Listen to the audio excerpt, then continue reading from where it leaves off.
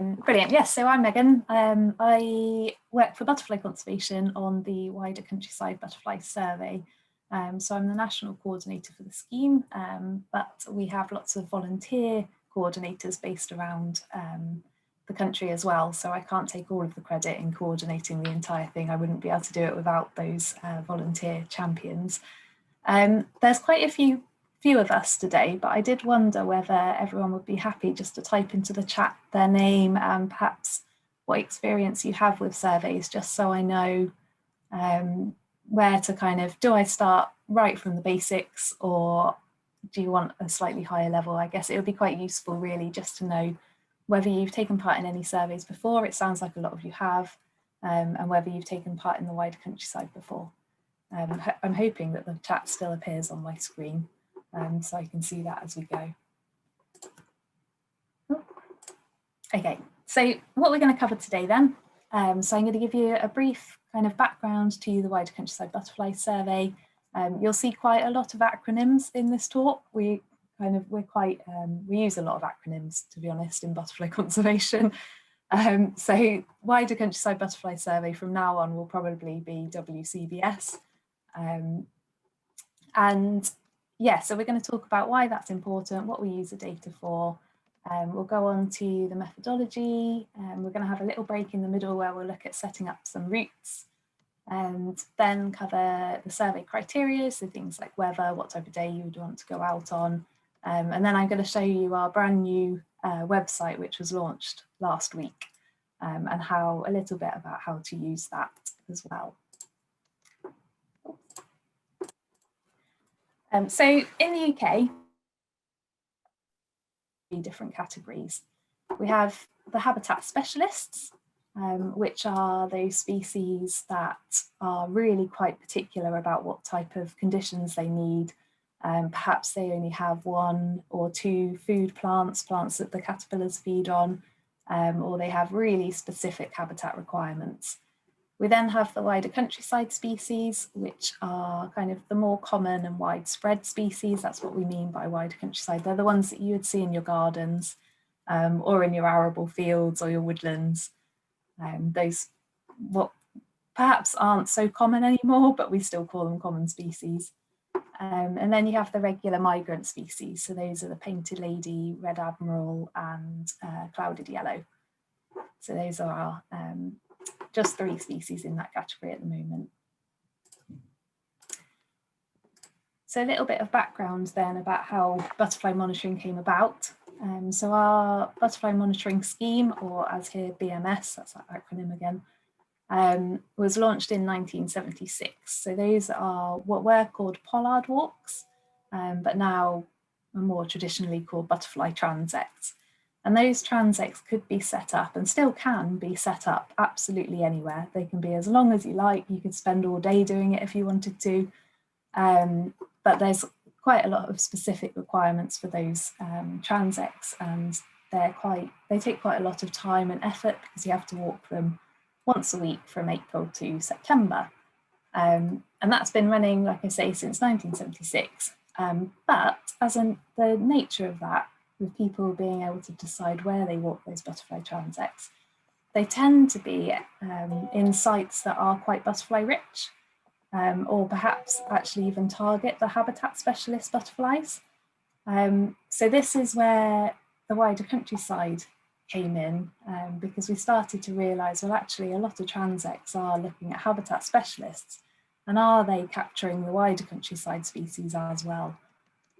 So we started to look at developing a new scheme that would hopefully target the wider countryside and give us a better understanding of what was happening in the countryside as a whole, across farms, across woodlands, and not just these butterfly rich sites. So the BMS, the Butterfly Monitoring Scheme, turned into the UK BMS, and there's now over 2,000 sites, so that's butterfly transects and wider countryside sites now on the UK BMS. So as I say, we started to look into a new scheme in 2006. We started off as a research project. We worked really closely with the BTO, and we decided actually to develop the scheme on the BTO's breeding bird survey scheme. because that was working really well for the birds. So it's very, very similar methodology. We piloted it in 2007 and 2008 to make sure that it all was working okay and it would work okay for butterflies. And then we launched it in 2009. So the scheme's been running now for, I think we're coming up to our 13th year in 2021. And these are all of our partners. So it's a huge partnership project, the UK BMS, the Butterfly Monitoring Scheme, and the Wider Countryside Butterfly Survey. And all of those results from the Wider Countryside and the Butterfly transects all merge into one. And this is we use that data for all sorts of different things, which I'll come on to in a minute. So the aims then of the Wider Countryside, like I say, was to improve coverage in those different landscapes. So we've got some squares in really remote areas where people probably wouldn't think to go and survey. They're kind of holiday destinations if you're into hiking. We've got them that cover farms and fields that, again, a lot of it is private access. People probably wouldn't think to set up a butterfly transect there unless they knew the landowner particularly well. But yet these are really important habitats, all of these, for particular butterfly species and our wide countryside. And then you've got your kind of areas that, again, you probably wouldn't think, oh, I'll set up a butterfly transect through there. But actually receiving data from areas that perhaps don't look so butterfly rich is just as important. Obviously, if we're always recording in butterfly rich habitats, then we're going to think that butterflies are doing a lot better than they actually are. So it's good to get out and get across many different countryside habitats. So the wider countryside was found to be, we wanted it to be very scientific. Obviously it needed to keep up with the butterfly transects. So it's based on a random sampling scheme. So the 1 kilometre squares that are chosen for it are all pre-selected by the Centre for Ecology and Hydrology. So we don't choose the squares at all. There are certain, obviously if the access to a square is particularly difficult or dangerous, then we can swap the square for another, but they're always pre-selected. The survey's efficient. You don't need as many visits as butterfly transects. So like I say, butterfly transects, I think it's over 26 weeks. So you've got to walk it 26 times. The wider countryside butterfly survey, we aim for, well, anywhere between 2 and 5 walks in general. I think for the Chilterns project, Nick, am I right in thinking that you're aiming for 5 to 6 surveys? Yeah, good question. So the plan of the original plan is to aim for a minimum of 4 if we can, but 4, more if people are happy to get out. But so I guess starting in May and then carrying on. So May, June, July and August with the key. But if volunteers, if you're happy to get out for a session in April or a session in September, then brilliant. But 4 would be the core. Yeah, absolutely. And I think that's really important actually when you're looking at a smaller area. So the wider countryside butterfly survey across the whole of the UK, we ask for a minimum of 2 visits, but those 2 visits need to be in July and August to be able to capture the, that's when most of the wider countryside species are flying. Obviously, if you can do more than that, that makes that data even more valuable. So as Nick says, if you can do 4, then that's absolutely brilliant, or more than that is brilliant too. And we wanted to make it appealing. So we wanted to keep the methodology simple. We wanted to keep it familiar. So actually a lot of the survey criteria follows that of the butterfly transects. And the methodology, like I say, follows the breeding bird survey very closely. So, as I said, we're in our 13th year. Hopefully it will be luckier than last year, which was not that great for us. We did okay, but as you can see here, this chart here is just showing you the coverage each year for the wider countryside. So these are what we call the butterfly conservation squares. So these are the wider countryside squares. You can do a wider countryside butterfly survey in a BTO, breeding bird survey square as well. So that was to help increase our coverage. So the blue bars here are the surveys butterfly surveys that have been done in breeding bird survey squares. I hope that makes sense, because it's I quite often find that quite difficult to explain. And then these green bars are the total, so the butterfly conservation squares added to the breeding bird survey squares, so all of the squares basically that received a wider countryside account. So as you can see, we've maintained around, I'd say, 750 to 800, 850 squares a year, which is really great, actually. We're aiming for 1,000. I doubt that this will be the year that we'll get to there, with all the restrictions and everything, but perhaps once we're completely free, we'll hit that 1,000 target. But as you can see, 2020 over here, we were slightly down again on numbers, and actually the breeding bird survey really suffered, but I think that's because they couldn't get out for their first visits because of the lockdown last year. So then didn't want to go and do the butterfly surveys later on. As I say, we've got these volunteer champions, so we've got a champion in nearly every county or branch area in terms of butterfly conservation, and they really coordinate the scheme on a local level.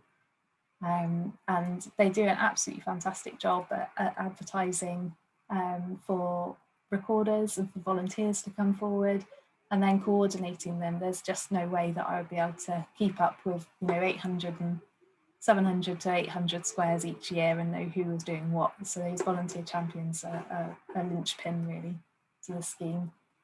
And the data that comes in all contributes, as I say, it goes into the UK BMS, and it contributes to the national trends and the government indicators as well.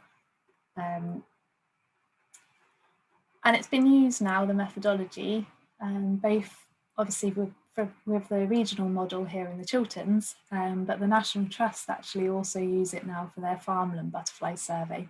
So very similar to the Chilterns, the National Trust are trying to survey their randomly selected squares 5 to 6 times each year, and they're using the methodology in a very similar way. So this is just an example really of the types of graphs that we can produce with the wider countryside. Now that we've got a good series of data of 12 years, we can start to look at the top 10 most widespread species. Our 2020 report is actually due out next week, all being well, and that will be available to download from the website. So it's definitely worth a look on there once it's up there. But these are the 10 top most widespread butterfly species from 2020. So as you can see, the meadow brown here is pretty consistently at the top. The meadow brown, July and August is its time, and yeah, it's pretty much always taking the top spot, although the small white has been contending for that top spot over the last few years, and it was very, very close this year. So we'll see, well, last year, sorry, we'll see what happens in 2021. And like I said, we use the data from the UK BMS in lots of different scientific reports. We always have PhD students on the go using the data. It's used in the State of Nature report, lots of different atlases and states of reports. And it feeds into the government biodiversity indicators as well. So although you might feel that you're just walking through a farm with just a handful of butterflies, that data is actually really, really valuable and going into lots of different resources, and really, showing us what is happening to those wider countryside species. Or if you're lucky enough to have a habitat specialist in your square as well, which some people do, then it's showing us what's happening to them as well. Have we got any questions about that so far? Unfortunately, the chat isn't showing up for me, so I'm going to have to rely on you, Nick. Yeah, there's nothing in the chat at the moment, but open it out. But I guess just to reiterate, really, Megan, the positioning, I guess, really. So tracking the impact, the genesis to tracking the impact really is that you have through the national recording schemes, you have a brilliant ability to, on the data set, to know what's happening nationally. What we don't have in our patch, in particular the Chilterns for today, is to be able to press a button and know what's happening in our patch. So it's really difficult. We don't have the sample size coverage in WCBS or the breeding bird survey or the plant surveys to get enough data to robustly say this is what's happening to plants or butterflies in the Chilterns. So tracking the impact is trying to fill that gap, if you like. So whilst we don't formally contribute to the randomized squares on the national survey, using the methodology, we'll be able to compare what's happening nationally. So this is what the Chiltern trends are looking like. This is how they compare to national trends on a species level or an area level, and work it in, and keeping the methodology the same and using it as a robust way means we've got the ability to switch and change and do that. So, so really important kind of positioning on that point. But yeah, sorry, before we go too far, if there are any questions on the background to the survey, then feel free to either unmute and ask or and chip in at this stage. Yeah, no, absolutely. And I think it's really interesting as well, what you're doing in the Chilterns, because it's just a new model to look at to see, you know, is that a way that we can we roll that out to different areas, to look at those comparisons between, yeah, how well a local area is doing compared to the national is really interesting. Yeah, and the hope is, and it came out yesterday on the plant monitoring scheme, that actually what in the 4 years left we have of the lottery funded project, Chalk Chairs and Chairs, I guess the aim is those 4 years will give us the beginnings of a baseline. The hope is that this work will carry on beyond the life of the lottery project for 10, 15, 20, however many years there's a demand for it, and start to give us those trends. But as with any survey, it takes a while to kind of build the data set to be able to look at trends. So we're very much at the starting point of that, but probably where you were 2009, I guess, Megan. Yeah. Anyway, sorry, I'm Nick, it's Colin here again. Just sort of out of interest, what you know, if the trends on the national survey look as if they were have fallen quite considerably, if the same thing shows up in the Chilterns, what plans might be put in place in order to try and change the direction of the curve? Yeah, it's a great question. Things, it's a great question. So, and I should have made that link, so apologies for not doing that. So part of, so from a Chalk Chairs and Chairs perspective, so this is the broader lottery funding project that we have. There are, running in parallel to the work in tracking the impact, we also have a whole range of projects looking at habitat improvement work. So we're working with about 40 different landowners at the moment, the mainstay of which are our 18 farmers in our main farmer cluster, looking at habitat improvements, habitat projects that they can put in place, whether it's arable field margins, hedgerow work, tree planting, those kind of things, to look at, try and turn that around. So there is a correlation. So we won't be able to say necessarily, Colin, that actually the new margin that was put in on Fred's farm, we're not on a site-specific monitoring here, but we're trying to look at the aggregation of things. So we see this as running in parallel with our practical land management projects as well, if that is the short answer to your question, Colin. And I can share more on our cluster and the work we're doing with our farmers and other landowners as well to look at it on that kind of scale. If that is a very quick answer to your question. It's always good to know how the data will be used. Absolutely. Yeah. Collected, and then, well, actually, the question always is, so what? You know, what do we do about it? Absolutely, and that's front of mind. So it's got to have a purpose. And working with our side now, but working with our farms, one of the things that's excited the most in the last couple of years is knowing what they've got on their farms, or knowing what they've got in their locality, in their area, and be able to make that real for them. So what they hear the national diet of things are going up or things are going down, it's difficult for them to comprehend that. So be able to say in the Princes Risborough area or in the central Chilterns, bird trends are going up or butterfly trends are going sideways or whichever, that makes it real for them. So absolutely, Colin, we're at the early days of that process and that work, but that's how we see it fitting. Thank you. Thanks, Colin. Megan, may I ask a question, please? Yeah. Megan, yeah, it's Roger Newman here. I've just wondered how the data that is captured in other more random surveys, for example, on iRecord or garden surveys or church surveys and that sort of thing, how that integrates with anything that's in the UK BMS? I'm assuming that the data is captured. And of course, if we're looking at something that's a rather smaller area than the national picture, that still could give quite useful information about the actual occurrence and abundance in a particular area, even if it's not very systematic. Yeah, absolutely. You cut out slightly then, Roger, but I think what you were asking was how other more casual records or the Garden Butterfly Survey fits in, and iRecord records fit in with the UK BMS. So all of those records are used in other reports as well, and a lot of the iRecord, so UK BMS is linked to iRecord. So when you put in your butterfly transect data or your wider countryside butterfly data into the UK BMS website, it also links directly to iRecord. So all of those iRecord records, in terms of the wider countryside and the butterfly transects, are within the UK BMS annual report. Okay. And so are timed counts. So people who take part in timed counts, they all go into the UK BMS.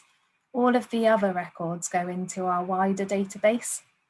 So your casual iRecord records, they take a little bit longer to process because all of the records have to go past the county butterfly recorders.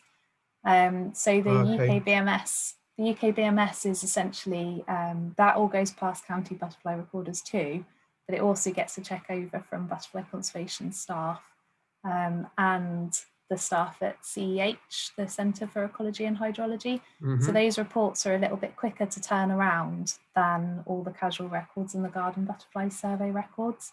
Okay. So they do all feed in eventually, but it takes a little bit longer for the casual records. Does that make sense? That does, yes. Thank you very much. Yeah. No, that's all right. I mean, every record is valuable and every record gets used. So yeah, even if you're not taking part in the wider countryside or butterfly transects, then by all means, please do take part casually, because yeah, every record does count. But like I say, it just takes a little bit longer to get into the system because of the process that it has to go through. Okay, thanks. Brilliant. Well, we'll carry on then with the methodology.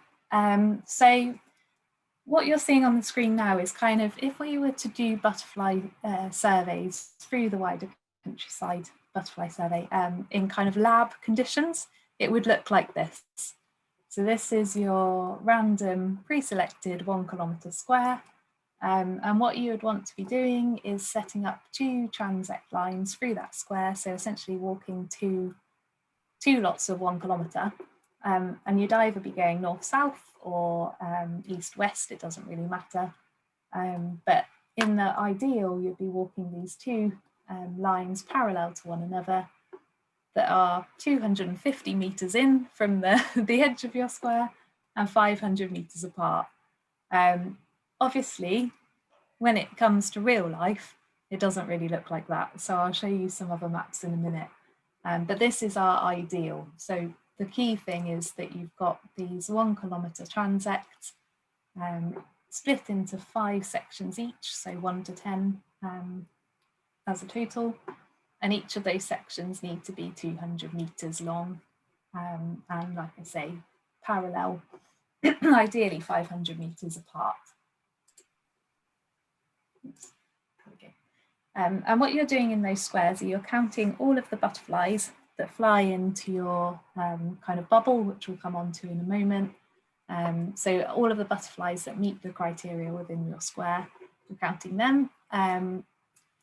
It's optional to count day flying moths. There are a section, when you come to enter the data, there's a whole separate tab for moths. There's a separate tab for dragonflies as well. So if you're into either of those, then by all means record them as well as you go. And there's a section for any other species. So as I was just saying, answering Roger's question, they are all linked to iRecord. So each of these moths, dragonflies, and anything else all goes to iRecord, and then that gets to those relevant county recorders who will be checking them and putting them into the right schemes. We've already mentioned ideally looking for 4 visits, but the core being in July and August. And we want those visits to be 10 days apart. And that's mostly so it gives a chance that you'll be counting different butterflies when you go. And the standard UK BMS and butterfly transect criteria should be followed, and I come on to that a little bit later on. Oops, where's my map gone? Oh, there he is. So like I say, in real life, it's not going to look like that kind of lab condition where you've got 2 dead straight lines. Unfortunately, there's quite often hedges or roads or streams or all sorts of different obstacles in your way. So realistically, it's probably going to look at something a little bit more like this. So you've still got the 2 lines that are parallel to one another, and you've still got the 10 sections, each being, well, other than that one, being about 200 meters long. And although I said the ideal is 500 meters apart, actually what we're looking for is just so long as it's no less than 100 meters apart. So if you start to be walking these lines much more closer than 100 meters apart, you're probably going to start counting the same butterflies, because butterflies can travel quite quickly over 100 meters.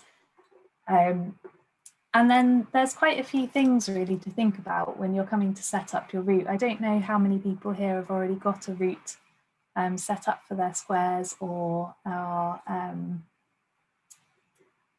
have already considered a few different ideas for routes.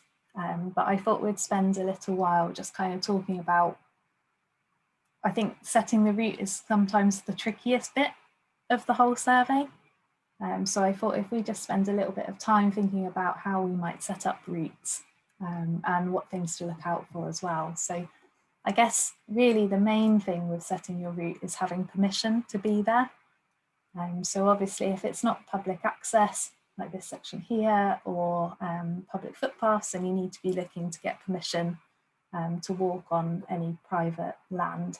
And that will no doubt change your route as well if you can't get permission for certain areas or can't find out who the landowner is. Safety as well is another huge thing to think about, because obviously you don't want to be walking through areas where you feel unsafe. So if you get to a particular area when you're setting up your route and you don't feel safe about it, then don't go that way. Choose another route to follow. Sections outside of the square as well. So that's where this is your 1 kilometre square and the red line's there. Sometimes there'll be certain barriers, or access doesn't permit you going kind of a direct route. So it is okay to pop out of that 1 kilometre square and, you know, still surveying, but I say up to 2 sections worth really outside of the squares. I would consider more if it was done on the grounds of safety and there were no other options. So it is okay to divert outside of the square a little bit, but not too much, please, if we can help it. So when you're setting your route then, you want to kind of have an overall look at the square that you're walking, and consider what habitats might be in that square. So ideally what you want to do is cover, so for instance here, I don't know what habitat this is, but it's open access and it's quite steep. So to me that suggests that that might be quite a different habitat to these fields, flatter fields down the bottom there. We've also got a tiny bit of woodland. So I would perhaps be looking to have the majority of my route across the farmland, but then dipping into these open access areas and a little bit of the woodland, just to try and ensure that the habitats are covered within the square. Obviously this, I don't know whether this conflicts with some of the other surveys, because within the Chilterns NIC, but I think generally if you can try and get a good representation of the habitats that are within your square. Yeah, just on that, Megan, there's a question that's coming on the chat and it's a good point to raise that so the plan is for all the, so the 50 squares that we've identified, the plan is for coverage for National Plant Monitoring Scheme, for wider countryside butterfly and for breeding birds. Yeah. So the National Plant Monitoring Scheme works, the setup is different, so it's not really comparable, but for for breeding bird survey and for wider countryside butterfly survey. David, your questions around, well, can we use the same route? I guess I'd suggest yes, because they work on the same methodology. You'll have the same considerations around access and permission, and the same length and the same ideal lab conditions that you work to. So I guess, Megan, would your advice be just mirror what either what the breeding bird survey is, or vice versa, if it's already set up? Yeah, absolutely. And actually, when it comes to walking the breeding bird surveys for the wider countryside butterfly survey, so with the BTO breeding bird survey squares, they always walk the same route, because it just means that actually later down the line, when we've got enough data, we can do a direct comparison of butterflies versus birds as well. So absolutely, if you're happy with that route, with your breeding bird survey route, then yeah, follow that one, and that will be your easiest option as well. Like you say, you've got, you know it well, and hopefully it'll be relatively simple. So David, if you're still there, does that answer your question? Is that got it? Yep. Yeah. So there's a different point that you've raised, David, around when you survey. So also the time of day will be very different, and that kind of thing. But actually, the routes would remain the same. Yeah. And that obviously makes mapping and putting the routes onto the website, which we'll come on to later, a lot easier, because you can just copy them across. Yeah. We'll come on to that, yeah. And it means you can relax for the next 20 minutes or so when we cover routes. There are differences, as Tim, as you say, in terms of distance bands, which we'll come on to, so that the surveys aren't completely mirroring each other, but the bulk of the methodology is similar. But we'll come on to those kind of things, I guess, in a minute, Megan, won't we? Yeah. Brilliant. Yeah, absolutely. But good question, David. Yeah. Brilliant, thank you. Sorry, I can't get the chat to work on here. That's okay. That's okay. Thanks, Nick, for keeping an eye on it. The other thing I think, certainly the other thing that I think about when I'm setting up a new route is where I might park if it's not close enough to walk to, which rarely many of these squares are, because of the random nature. So you might want to set your route as well, depending on where you can actually access, park your car and access it easily enough. So when I come to set a route, actually, can I go back or not? Yeah. When I come to set a route, I tend to have a really good look at the OS map square, which, sorry, if you, Bing Maps actually has an OS map layer, so I use that quite a lot. So similar to Google, but if you use Bing, you can overlay the OS map and really zoom in and have a good look. So that's a really good way of having a look at the square. So I tend to have a look at the square, and I tend to kind of try and work out a rough route of what I might like to do on paper first. And I have lots of different resources that I use that I find really useful. So I thought I'd just list them here in case anybody finds them, would find them useful as well. So like I say, I start with the OS map. I then get onto the satellite imagery, so using just Google Maps really, or UKBMS has Google Maps layer on it as well. So you can zoom in, you can see where there might be gaps in hedgerows, or whether that river on the map is crossable or not. The satellite imagery can be really useful for that. I use Grid Reference Finder, the website, a lot as well, just because you can type the grid reference in straight away and find it really easily. You can't really do that on Google.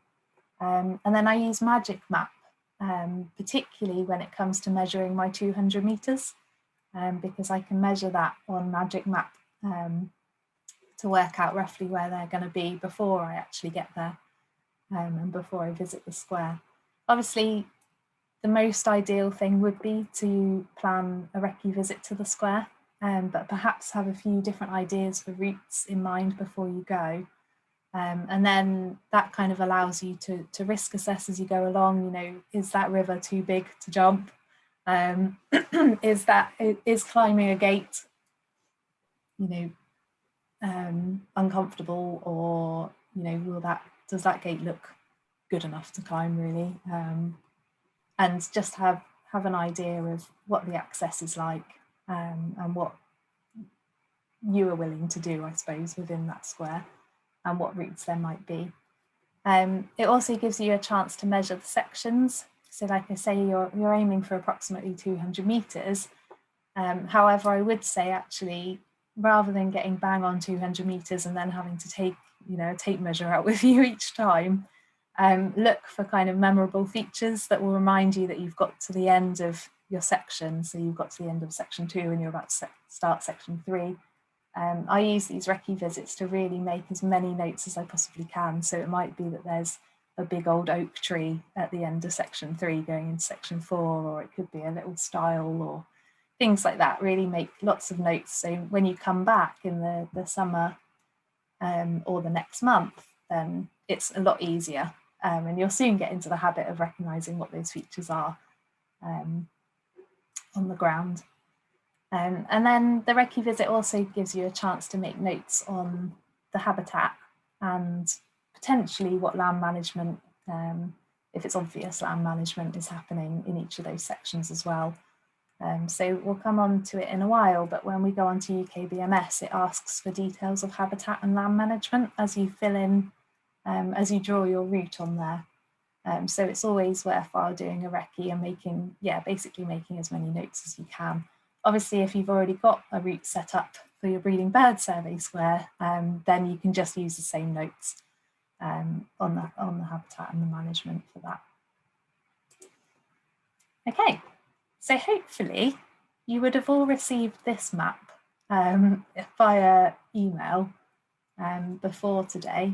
If you haven't, and I can leave it on the screen so everybody could see it. But I thought what we could do for the next kind of probably 20 minutes, because that will take us up to 11.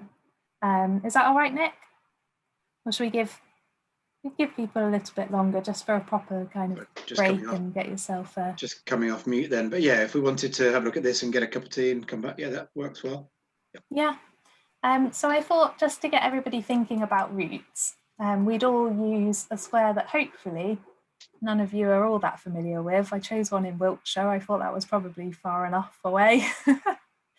And this square here obviously has a lot of different options for routes. So I thought it would be nice if everybody could spend just 10 minutes or so, plus 10 minutes for making tea and just having a bit of a break away from the screen, to have a look at where we could potentially put routes within this square. So again, feel free to use those other websites that I said, Grid Reference Finder or the satellite imagery or Magic Map might be quite useful to look at in terms of setting the routes. And then if anybody would like to share the routes that they've come up with, then please do send them. So my email address is at the bottom here, survey@butterfly-conservation.org. If you could email me either, I don't know, a photo or a picture from paint or however you've kind of doodled on the map, then hopefully I'll be able to share a few of them after our break as well, just to see what people have come up with. So just to quickly go back over what we're looking for. So we're looking for 2 parallel 1 kilometre routes that are split roughly into 200 metre sections. So we've got 1 to 5 and 6 to 10. And they should be at least 100 metres apart, if possible. Just quickly, Megan, before we go and do this exercise, I guess David's asked a question in the chat around access. So I guess there's probably 2 assumptions to make here, one of which is assume that you can't get landowner access and therefore you're restricted to public rights of way, and the other one is assume that you might be able to get some public landowner agreement and you can come off of public rights of way. So we'll probably come on to that in more detail, I guess, after the session. But yeah, actually that's a really good question. So yeah, I think if you can have a think about what you would do if you did have access to this entire square and the landowners were really happy for you to walk wherever, and also have a think about, if you didn't have public access, where could you, access to the private sites, where you could go instead. It isn't a test, so there is no really right or wrong unless you go completely miles out of the square or do a circular route or something like that. So in terms of your 2 parallel lines, you can't really go wrong. but it would just be interesting to see what people come up with. Does that sound okay? So if we come back at about 11:05, that's 20 minutes then. Yeah, is that okay, everybody? I can only see Colin and Nick on my screen. Sounds good to me, unless there's any other dissenting voices. But yeah, let's 11:05 and we'll start again. Yeah. Yeah. So I'll leave this map on the screen, just so everybody can see it. Great. So you're on a bit with your routes, and just to clarify, Megan, they're emailing. Well, if anybody's able to or wants to email a photo, I guess, of their square to you, and we'll put one up on screen. But if not, doesn't matter. Yeah. Yeah. Yeah. Cool. Yeah. Brilliant. Brilliant. See you all in a while. Right then. How did everybody get on? Well, Yeah, lots of. I put one on I've used a yellow marker pen on a hard copy. Brilliant. I can hold it up for you to look at. Oh yeah. See it. Oh, excellent. Can you see it? Do you know? Yeah, I can see the whole thing. Brilliant. Thank you, Richard. And actually, that's really, really great, because that's a different route to what a lot of other people came up with. But actually, it's the exact route that the current surveyor takes. So amazing. Yeah, so I think I've got that on my next slide. They didn't ask for permission from anybody. They could do that without asking permission. Well, that seems very suitable to me. Yeah, brilliant. Okay, so did anybody notice what the pub was called by any chance?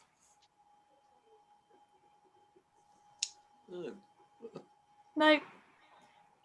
It's called the Cuckoo Inn. I was just testing how much research you've done into the area of Hamptworth. Okay, so we'll have a look at just a couple of, I think I've received 3 maps then from different people. So first up, I think this was Tim's route. So brilliant. Hopefully, can you see that on the screen? So it says public rights of way only at the top. Hopefully you can see that on my screen. So Tim's given us 2 different routes. So one where it's public rights only, so that looks great. We've got the 2 parallel lines, and they look quite a good distance apart. And then the only challenge with that, by the way, Megan, is that it's got a length on a B road, which is not great. Yeah, no, that is true. And that is something to consider as well, which really you're only going to be able to work out when you visit the square as to how safe that road is, how busy it is.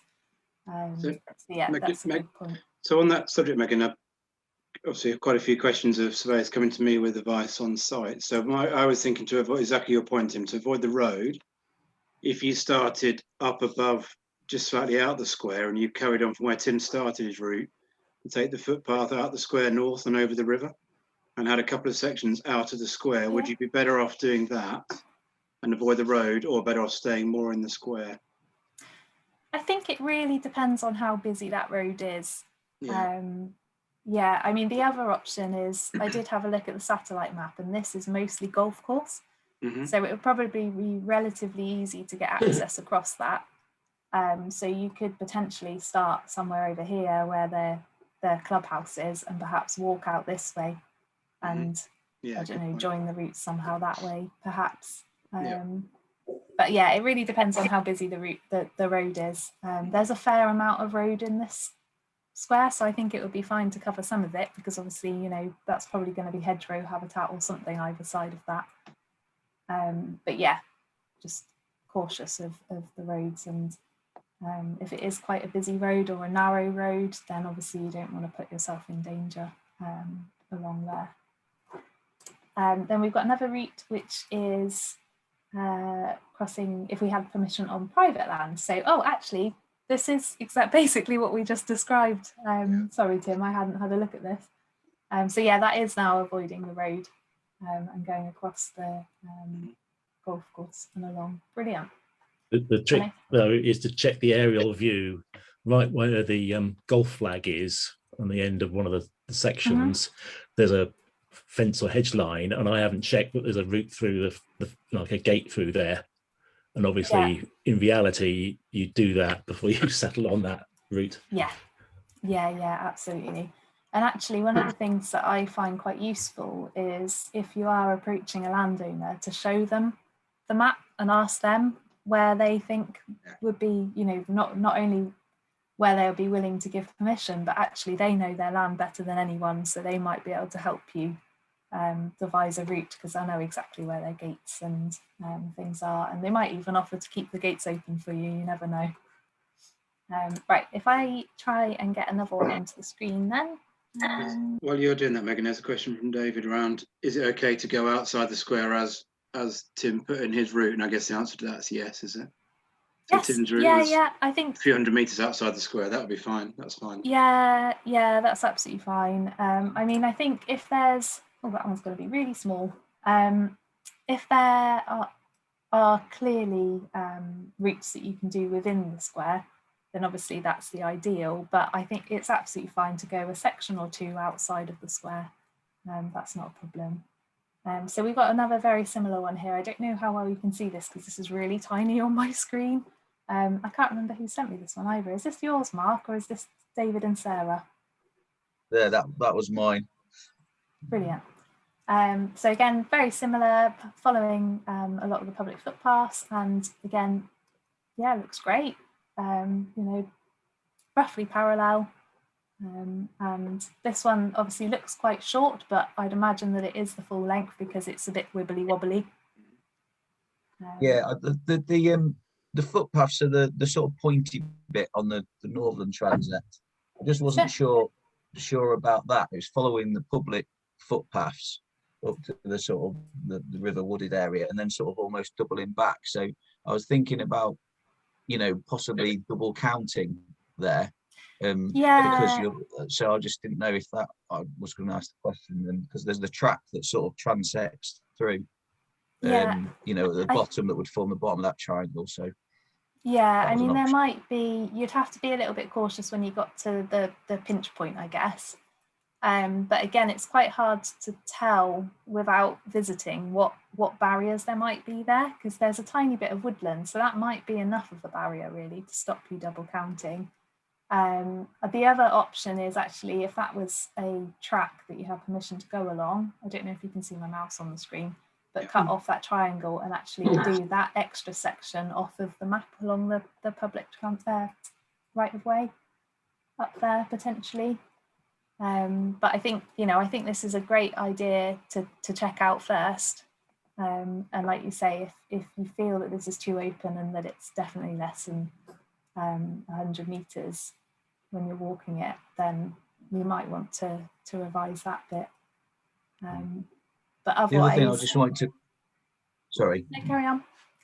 Well, the other thing is, on the northern transect as well, it was poorly drawn at the start point, but I sort of put the start point intentionally just south of the road, because there was two bits in this map that had water courses, rivers or whatever, and wooded areas, and I was keen to try and incorporate them somewhere in the survey, but I'm not very good. Well, I'm not very good at most things, but butterflies. So I wanted to get your opinion. Is that a good habitat for certain types of butterflies, and would you look to try and include that sort of wooded watercourse habitat? Yeah, I think so. I mean, you might not get a huge amount of species in there. You're probably looking at speckled woods and a few kind of species that are perhaps flying through, stronger flyers. But I think it is quite important really, if you can get some of that woodland and wet woodland habitat in, then yeah, I think that's brilliant. The only thing with this route here is when you measure it, you'll probably find that you need to stop about here, because that's actually probably more than a kilometre just to, once you've taken in that little bend into consideration. So you might, when you measure it out, you might have to stop that section, you know, the end of section 5 or the end of section 10 would be at that field boundary probably, just to make sure that you're not surveying over a larger area than you need to. But otherwise, I think that's a brilliant route to check out as the first, you know, as an option. Then we had one other. From my point, I found that really useful, because there's two things I didn't pick up which you mentioned. One was the golf course, and didn't check the satellite imagery for that. and I was thinking, well, that's a great place to park, probably, if you can get permission as well. And Yeah. and also the pub, which surprisingly I didn't even pick up the pub sign. That's what I always look for before taking a square on. Right, and then we had one more, so this must be David and Sarah's one. David or Sarah, could you maybe explain what the different blue and the reds are? I'm presuming they're two options for different routes. All right, because originally I did the, yeah, obviously the red and the blue at the bottom is just like an option at the end on the left-hand side, and the top one, I did the blue first, the solid blue, then I thought, oh, actually, maybe the dotted bit is just like an alternative, so depending on access, really, whether you could get through the golf course. And then the red was another option, because I could see quite a few options, so it just depends on access, doesn't it? Yeah, yeah, absolutely. And I mean, in some ways, this option here, yeah, I think that's better actually looking at it. Yeah, is more parallel really to this one. Yeah, now.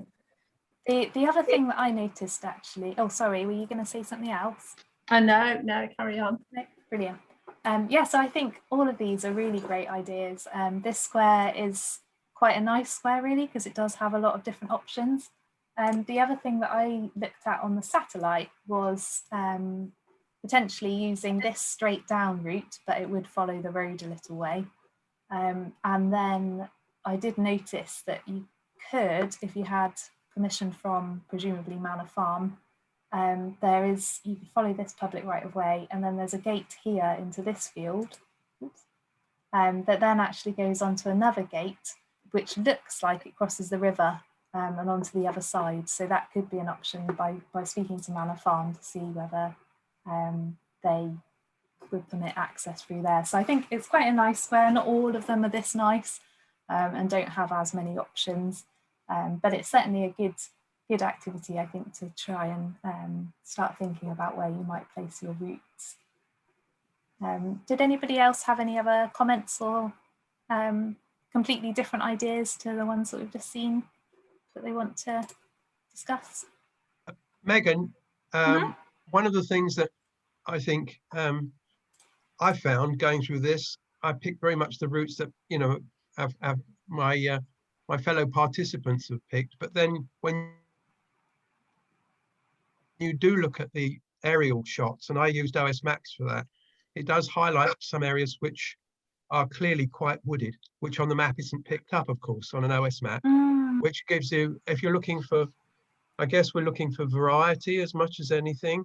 Yeah. And so that sometimes can, I guess, can influence which particular route you might want to take. If from an aerial point of view, it all looks as though it's one long strip of dark woodland rather than wide open arable. Yeah, absolutely. Arable land. So I think looking out for hedgerows is probably quite a good idea as well. Yeah, although you can fall into the trap of just following hedgerows, in which case you'll only record hedgerow species. But yeah, absolutely, it's definitely worth having a look on the satellite as well. The other thing I suppose to consider is that a lot of maps could be a little bit out of date as well. So when you get to that, that's the benefit of doing a recce, because when you get there, for instance, one of the squares that I visited last year, I turned up and there was a brand new housing estate, which actually was really useful because it had a car parking area where I couldn't find car parking before. But yeah, things change, don't they? So definitely worth doing a recce as well, just to check that it's possible even to walk some of the paths and the routes that you've seen. So hopefully... Megan, could I just jump in a bit here? So in terms of this process, obviously, the key thing, I guess, in this, it sounds like it is quite a fiddly process, but because all the squares are new, we have to go through this now to get everything set up. Once you've done it, you've done it. So you don't need to do this every year. So the key thing is once your square is set up and your route is set up, the next year you can just crack on May the 1st and walk your survey and count your butterflies. So it's only because these are all new squares. In another world, you may pick up a square from the previous surveyor and the route's already handed over to you. So you don't need to do it every year is point number one. Point number two, I guess, I can help as much as I can. So if you're not sure on the route, if you wanted to maybe give me a shout, give me a ring, or send some options through, I can have a chat and we can look at different permutations on that front as well. So so don't suffer in silence, I guess. Give me a ring, drop me an email, or send me an option through on a photo or whatever, and we can chat about it. And then David, you asked a question in the chat around changing routes from year to year. So I guess, Megan, if you want to pick up on that one, I guess it's probably yeah. So ideally. I mean, ideally, you want to be sticking to the same route each year. So once the route is set, that's the route that you're going to do every year for consistency, really, but also it makes it comparable to itself. And it lets us kind of look at trends on a really local level if that's what we wanted to do further down the line. Obviously, if you do find that things change, or perhaps you get to a field and it's got a bull in it, or something that's quite a big hazard, then on the ground, if you're surveying your route and you come across a field and it's got something in it that you don't want to walk with, then divert your route slightly to get around that issue. The main thing on the survey is that you're still doing the same length walk.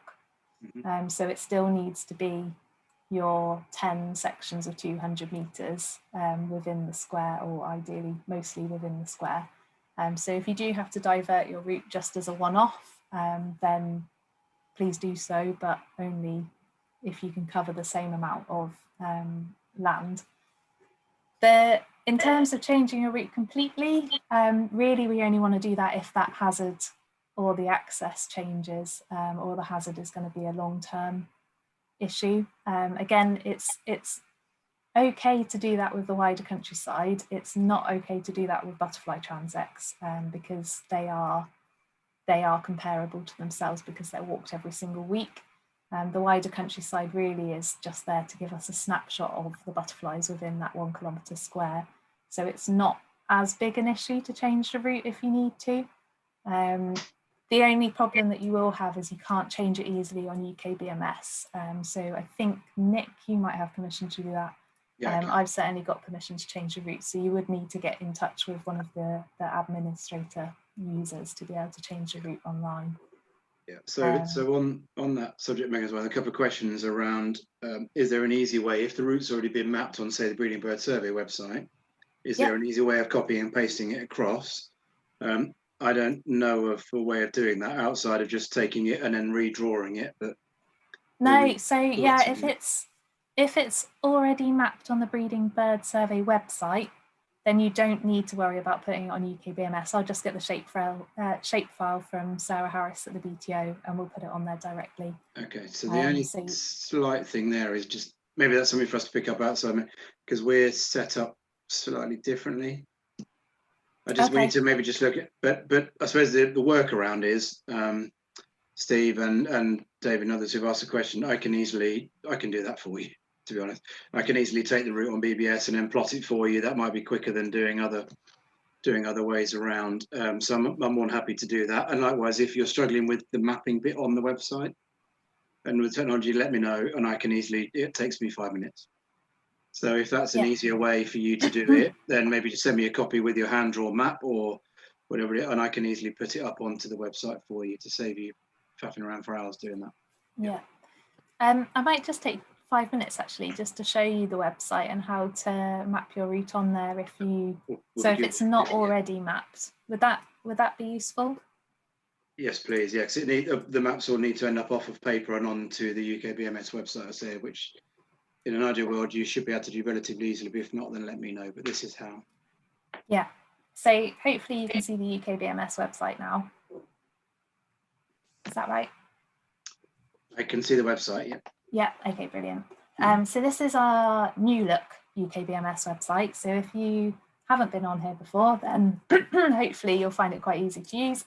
If you use the old system, then it's relatively similar, but all the headings up here have changed slightly. So it might be worth just spending a few minutes kind of getting used to it. So in terms of once you've got a route and you've done a recce of your square and you've decided what route you want to take, then you can log it onto UKBMS. You will need to register first if you haven't already, and you'll have to wait a short while for Nick or myself to be able to allocate the square to you, so it appears under your sites.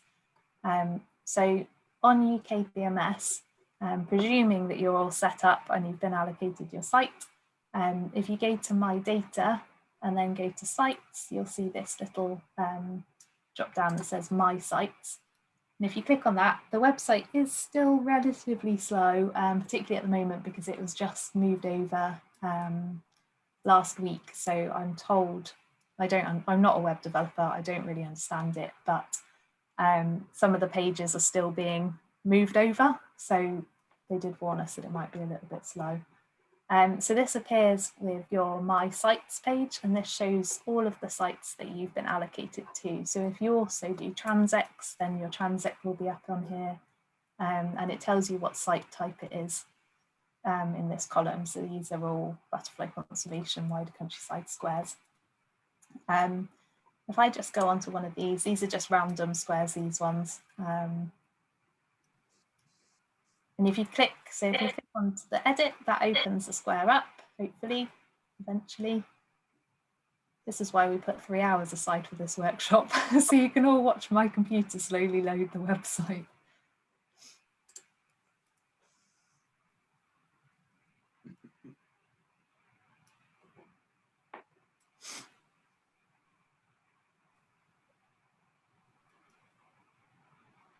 And today it's going extremely slowly. There we go. Right, and you will see, so this is now your square. This is all of your square details. So you've got different things. There's lots of different boxes on here. This is a brand new square, I think in Devon, this one. So it doesn't have any details at all other than the site name, which is the square grid reference and the square grid reference. So you can fill in all of these different details, and you need to do this before you start entering any records. And the same with drawing your route, you'll need to do that unless you've got the breeding bird survey, in which case we can sort out the route transfer.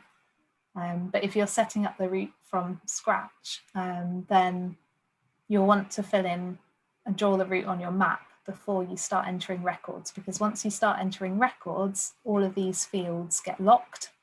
So there's nothing, and unless you speak to Nick or I, you're not able to change those. And that's just to protect the records really, because once those records are in, if you change something on the map, it can delete those records. So it's to protect all your hard work really. So you've got things like what year you started, what the principal habitats are, which we'll come on to in a minute, and the different habitats and land use and management. That's just general of your square. To draw your route, you want to go onto this section route, and you'll see sections 1 to 10 down here. So obviously, presumably, you'll start by entering section 1. Obviously, you could enter whatever sections you like first, but we'll go to section 1. This will load the map up in a bigger form. And here at the moment, I think this is called OpenStreetMap, but you can change it. So if you go to this little plus up here, you can change it to Google Satellite, which I find a lot easier when it comes to mapping routes, because then you can see where the hedgerows and things are. So all of the instructions are up here, and there's also a really detailed guidance document, which I think, Nick, did you send that out in an email? Did I forward that to you? Yeah, if I didn't, I will do afterwards. Yeah. Yeah, and it is available on the website as well. So you don't feel like you have to make lots of notes at this stage, because they are all written out for you already. But when you come to drawing your route, so if you just double check what section you are, that's that S1, section 1, and you've got this little kind of lines with circles on it, then you can literally just start drawing by clicking on the map, and then it starts to draw for you. Let's say that our route 1 is just going to go around here. So every time you want to turn a corner, you just click. And then when you've got to the end of your section, you double click, and that comes up as section 1.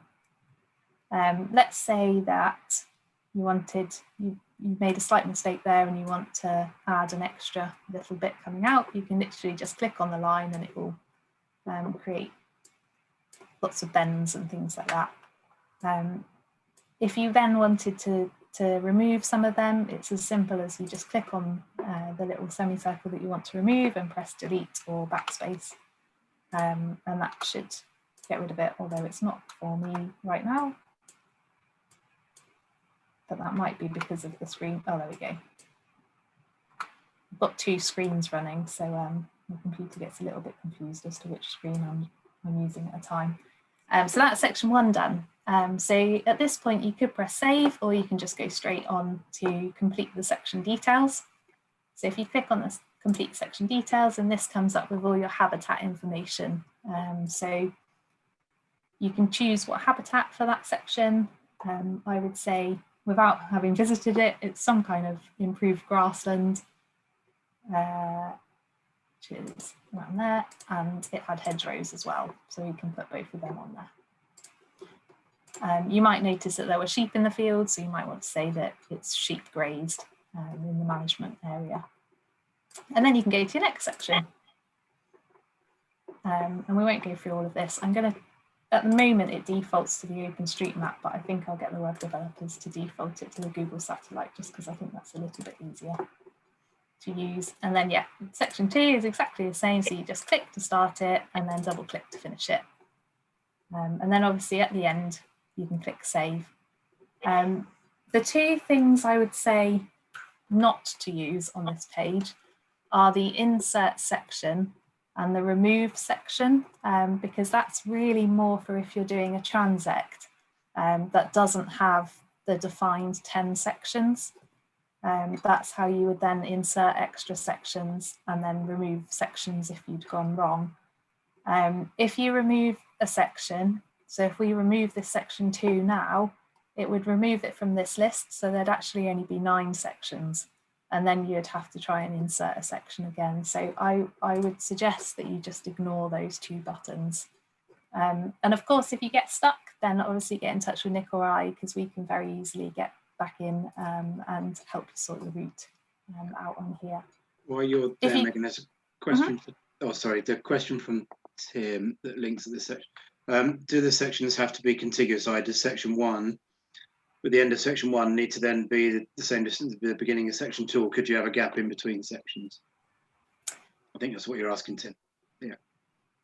Yeah, I mean, I think it doesn't matter too much, but I think it, in terms of your flow within the survey sections, obviously you want section 1 to 5 to be one continuous, and then 6 to 10 to be a continuous. Yeah. And I think, I mean, I don't know, sod's law would be that you get to the end of your section and you give yourself a few meters and not counting butterflies, and you see something really exciting that you can't record.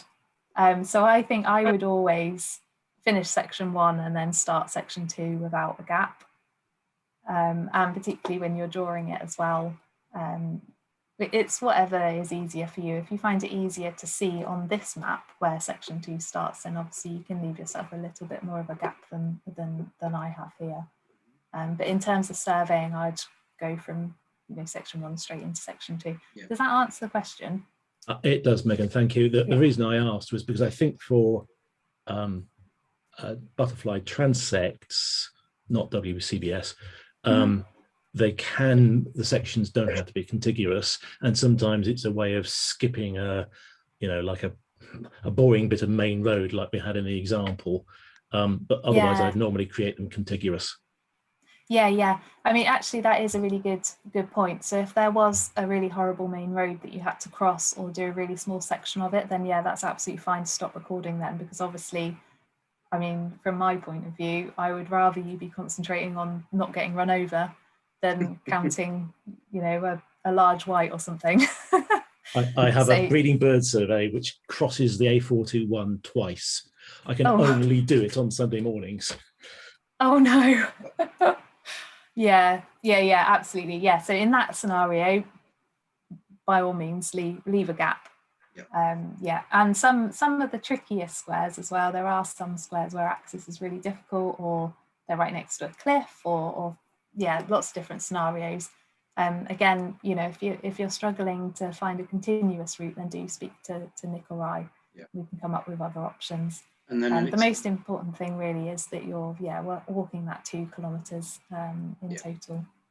And then by an extension to the question, sorry, Megan, from Colin, that the gap between sections 5 and 6, so inevitably there will be, you'll need to finish one line and then you'll have a bit of a walk when you're not recording, and then you get back onto your second set of 5 sections. Yeah, absolutely. So that's another thing actually to consider when you're setting your route, is how easily you can get from 5 to 6.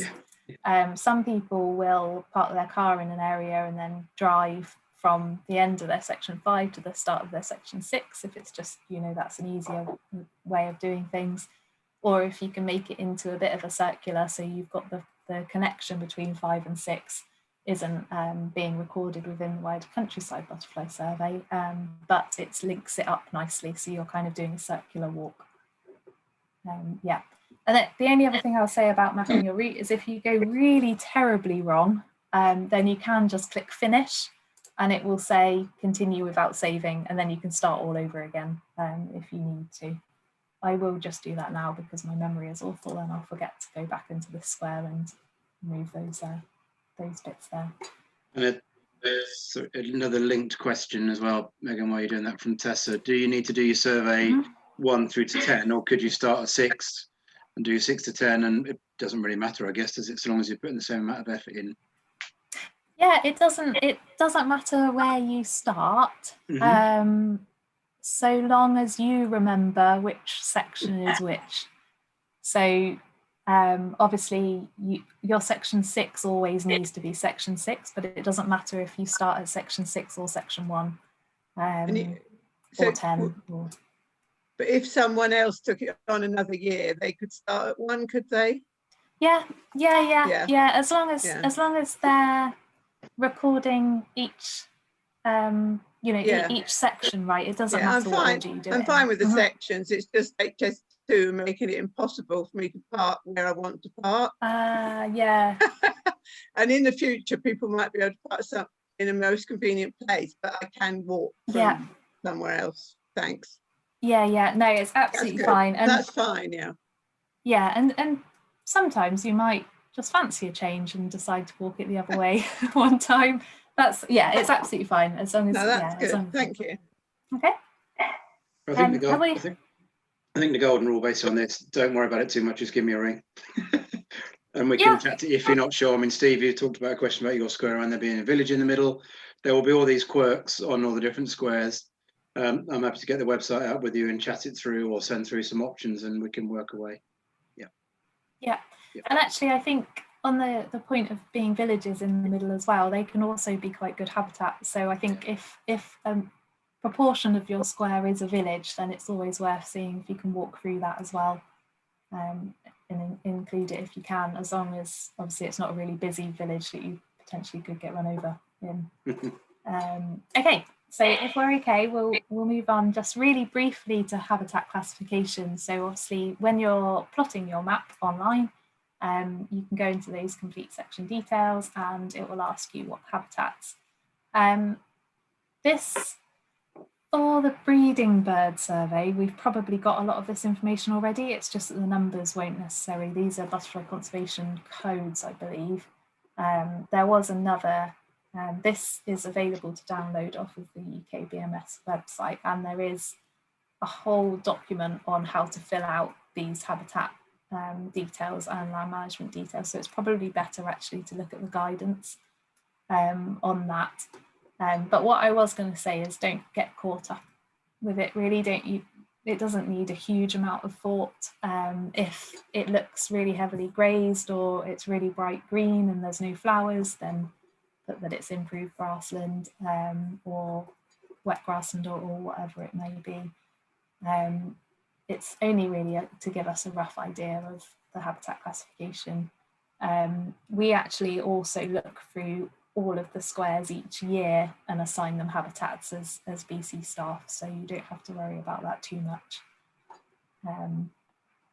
But that said, the more information you can put about your square and your route, the better. because it does give us a lot more information, and we can look at the species compared to the habitats as well in there. But again, if you get stuck, by all means, just speak to myself or Nick. Yeah. Is that okay? So this is the square that we just looked at. I just included this picture. This is actually the route that the current surveyor takes, because for whatever reason they couldn't get access across these private fields. So it's very similar to, who was it earlier that showed? Was it Richard? Very similar to the route that Richard came up with. And you can see here, actually, it does pop out of the square ever so slightly, probably almost 200 meters worth there, maybe 150. So yeah, just included that. The only pinch point is perhaps here where it gets quite close. I think I did measure it and it was about 100 meters. So it is getting a little bit close there. But yeah, so on UKBMS, we've just run through all of these things. The only other thing that I need to mention is the site contact details. So there is a landowner section, if I can get the website back up, which I'm not. Oh yeah, there we go. I'll just get that going again. There is a landowner tab on here where you can put landowner contact details, but if you are putting them there, then you need to make the landowner aware for GDPR purposes, really. And if I can ask, it's just under this contact details tab, so you can put the information. This is also quite a good place actually to suggest where you've parked your car and things like that, in case there is a recorder that takes it on in the future. But yeah, in terms of the landowners, it's useful to let the landowner know that they'll be there, that you're going to hold on to their contact details and that they'll be put on UKBMS, but they'll only be used by the recorders that do the survey. And we've got a landowner letter as well, which is available to download off of this website. And Nick, I don't know if you've got something similar, but it explains to the landowner what we'd use their details for, which is essentially just to get access. Yeah, it's a good question actually, Megan, and it comes up and it should come up that actually this can be the big difference kind of in landowner access. We can, that's what, start again, Nick. What I'd love to be able to say is I can help you negotiate landowner access for every square, which I just haven't got the time to do. But what we do have, and it's worth letting me know when you're mapping your squares, because we do have, from a farmer cluster perspective, we've got 6,500 hectares of farmland in the centre, in the patch, that is part of our farmer cluster, and the farmers are happy for surveyors to walk across different bits of their farmland. So where your square overlaps, then we may be able to help. We may be able to help find contact details for farmers from the RPA database. So definitely worth the chat to see if actually does this square overlap with a farm or otherwise, and we may be able to, even if it's access for a certain section of the square. So yeah, it's golden rule, I guess, is publicly accessible land, or I may be able to help in some areas. Yeah. Yeah, brilliant. And otherwise, in terms of landowners, I tend to, I mean, obviously this past year has been quite difficult, and this year coming might still be quite difficult, but in the normal world, we would normally just be knocking on, you know, the nearest farm door, or I quite like approaching pubs or campsites, because quite often they'll know a lot of the landowners around them. If there's anything like that near you, near to your square, then it's always worth asking them first. And also they tend to be, you know, pubs and campsites are quite used to dealing with public and getting strange questions. So they're sometimes a little bit more approachable than the unsuspecting farmer when he finds you looking across his fields. But definitely worth, yeah, if you do need to, if you've got a lot of private access, private land in your square, then it's certainly worth knocking on a few doors to try and find out who owns those land. The only other thing I was going to say about this contact details page is if you could put the year that you write the contact details in, because from a GDPR point of view, we can only keep those contact details for 5 years. So if perhaps each year that you come to do it, if it's the same landowner, you can just update that year. It's not essential, but it would be just quite useful really for me to be able to keep an eye on those, how long we're keeping those details for. Okay, so if I go back to my slides. So we're going to come on to the survey criteria now. So I don't know how everybody's feeling. I don't know whether you want a quick 5 minutes away from, in fact, no, I'll give you an activity that will take you away for 5 minutes in a minute. But we could make drinks then too. Were there any other questions about the route setting and the drawing on the website that are coming up? Otherwise we'll... No, there's only a, and Megan, this might be the wrong time to ask this question, but Colin's asked, and feel free to pick it up later on, but I think, Colin, from your record, you've done some surveys in 2020, but you can't see your data now. No, I'm not quite sure if that's done under UK BMS or it's it won't be a tracking the impact square. So okay. I'm not sure if that's maybe something to pick up later, Megan, or pick it up now. Yeah, I'll have a look. Colin, do you know what your username is for UK BMS? Because I can have a look at it when I set you a task in a minute. I think I've got a theory as to what the answer could be, but okay. Well, maybe we'll pick it up over the break, Megan, when everyone's making a brew. Yeah. Sorry, Nick, okay. I wasn't quite sure. You said Colin, that's me. Unless there's another one on the line like there was just yesterday. It wasn't my question, actually. So okay. There's another name in there from somebody maybe. Are there two Collins on the call? Oh, I can see one. Oh, it does say Colin to everyone, but it's not me. Okay. That's strange, isn't it? So same question, but from a different person then. Yeah, okay. Good shout. Thanks, Colin. Yeah, okay. Thank you. Perhaps if that other person could pop their name in the chat, then I can look it up. Otherwise, I'll be looking for non-existent Colin records. We've got a collection of Colin. This is Colin Duncan. Yeah, sorry, Colin. I'm getting my Collins mixed up. But yeah. Oh, brilliant. Okay, so it is still Colin. Yeah. Okay. Great. Yes, I'll have a look into that. Okay, so in terms of survey criteria then, so once we've set our route, which is the trickiest bit, I promise the rest of the survey isn't actually that difficult. The route is the bit that kind of takes the longest and the most thought, I'd say. So generally the survey criteria when you want to go out is the same criteria as you would if it was a general butterfly transect.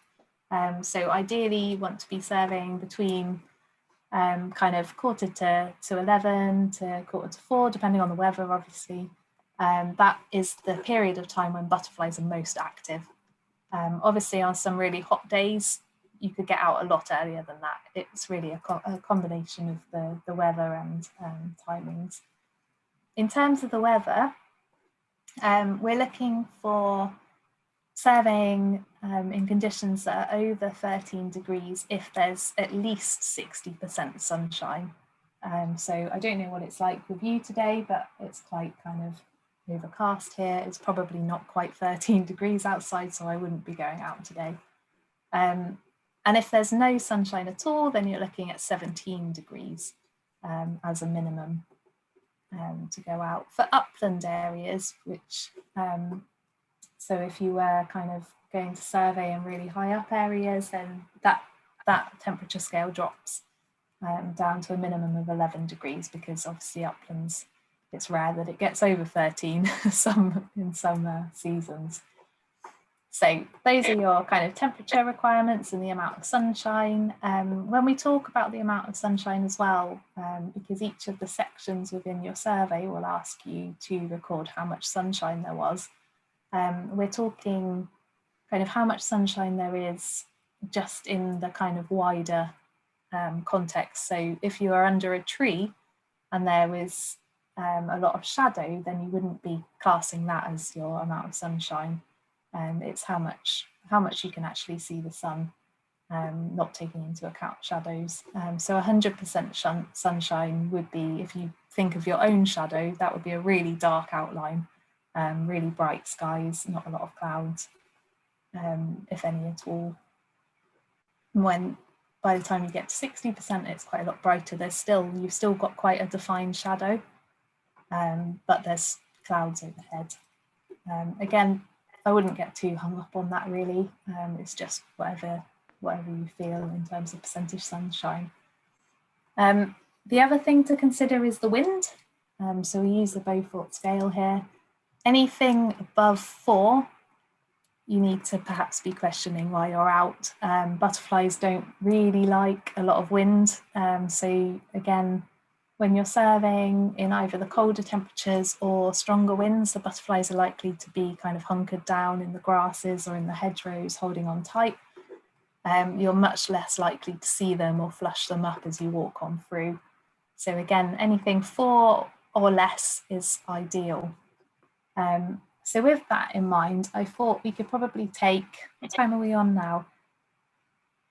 We're 10 to 12 now. So if we take 10 minutes, I'd quite like you all to stick your head out of a window or step outside and have a think about what the weather is doing with you today, particularly in terms of the wind and where you would put the wind on the Beaufort scale.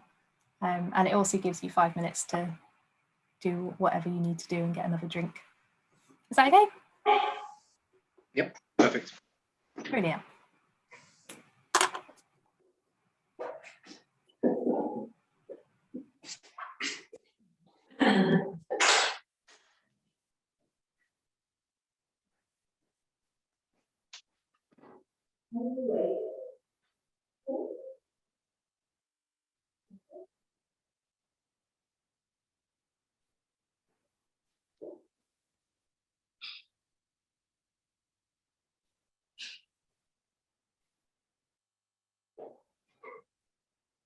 So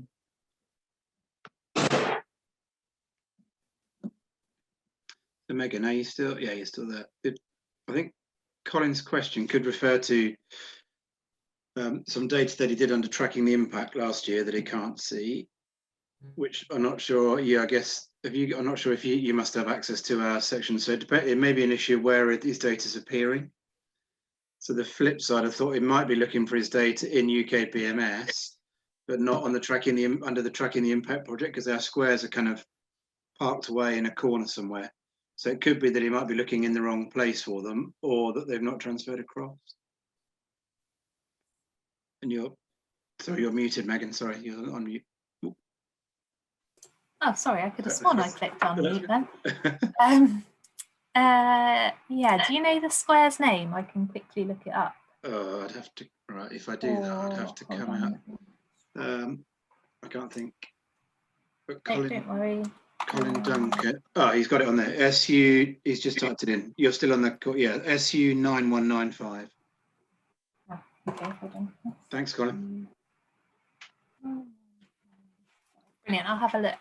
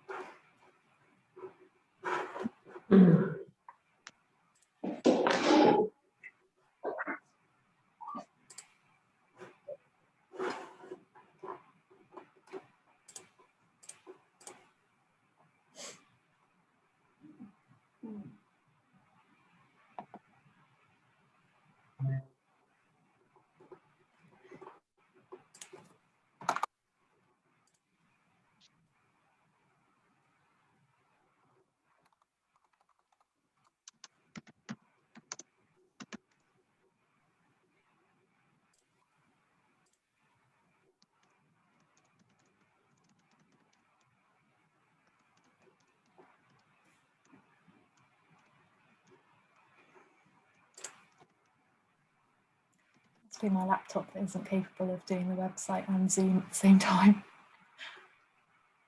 Maybe we can pick it up outside of here. It's loading. It says that it's got two walks logged on it. So okay. I'm just going to open them up and have a look.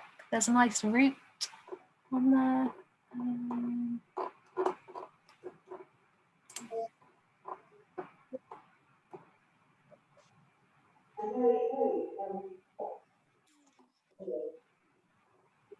Looks like the assignments are okay. If Colin, your username is UKBMS Duncan GL 2020.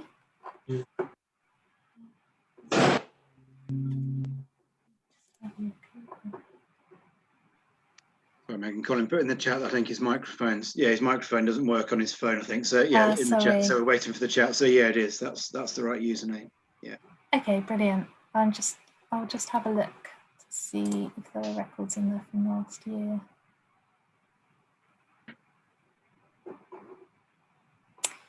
Yeah, and there's records from last year, so it might be something that I need to look into afterwards to see why you can't see those. Just the one thing I was thinking of, Colin, it may well be if you went in under the tracking the impact section.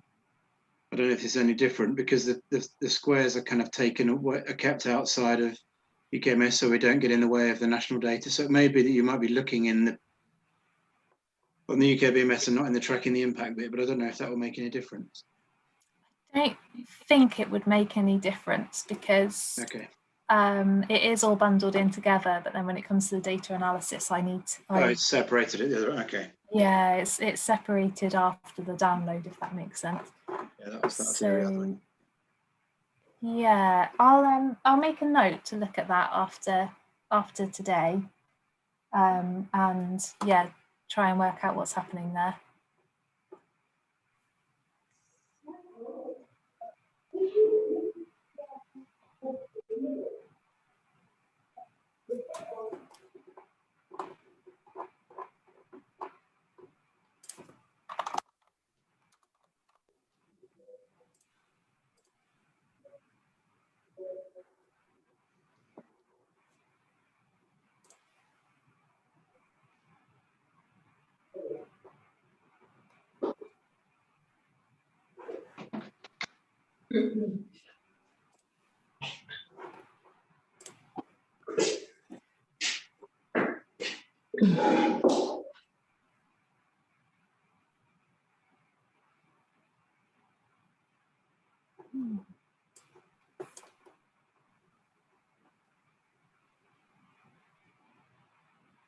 What's happening?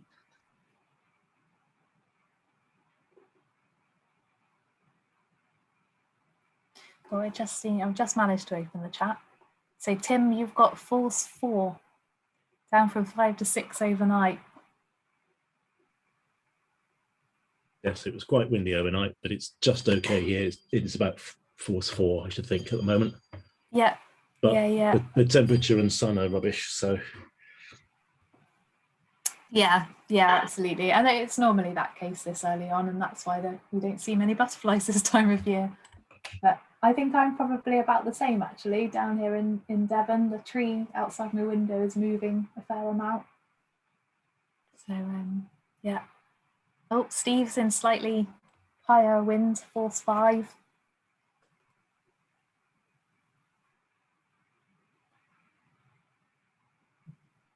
Anyone got glorious sunshine? Weather forecast for Tuesday is looking like it's going to be a really glorious day for butterflies. Yeah, I think this week coming actually looks quite good. Could be some early emergence, yeah, definitely. Brilliant.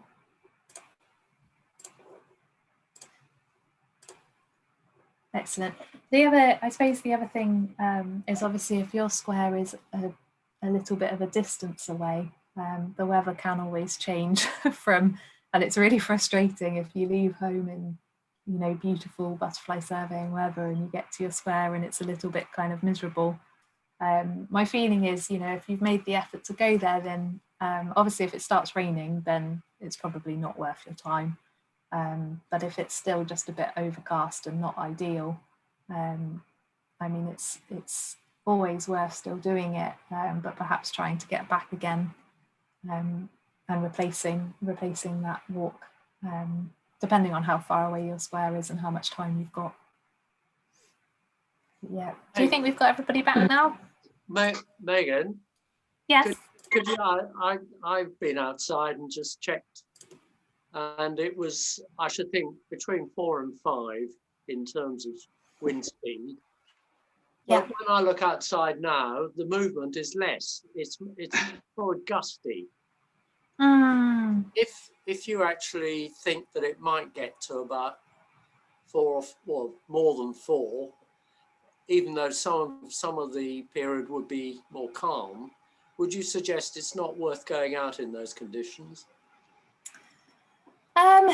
It really depends on the way that your site faces as well, the aspect that it has, because sometimes, depending on the wind direction, you can still be quite sheltered in some areas. So I think it's a tricky one. I think if it was just the odd gust of 5 or 6, then it's probably still worth doing it if that's the only day you've got.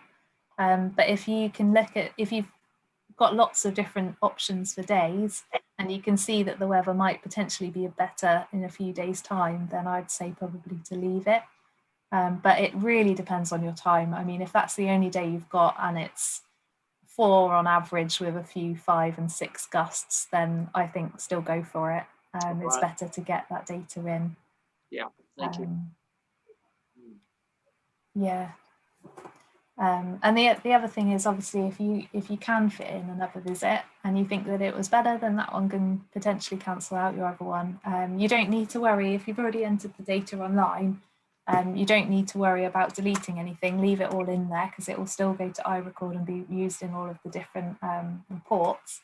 And in terms of the UK BMS and that analysis, we can easily filter those ones out and look at just keeping the ones that were the best weather-wise. So yeah, don't worry about removing anything if you've already entered it online.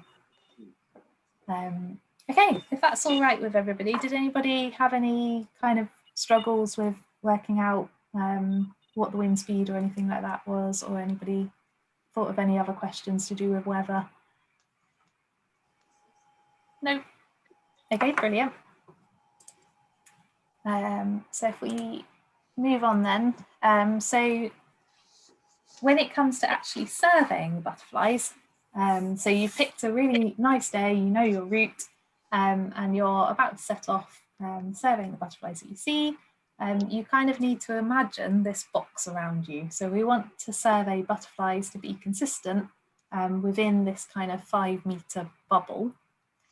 And you want to be walking at a relatively medium pace, I guess, but really it's up to your ability. You know, if everyone walks at different speeds, so just walk at a speed that is comfortable for you, and it's better really that you can stop and identify the butterflies that you're seeing. So if you're just starting off with butterfly recording, square might take you a little bit longer than if you can start identifying butterflies from in flight.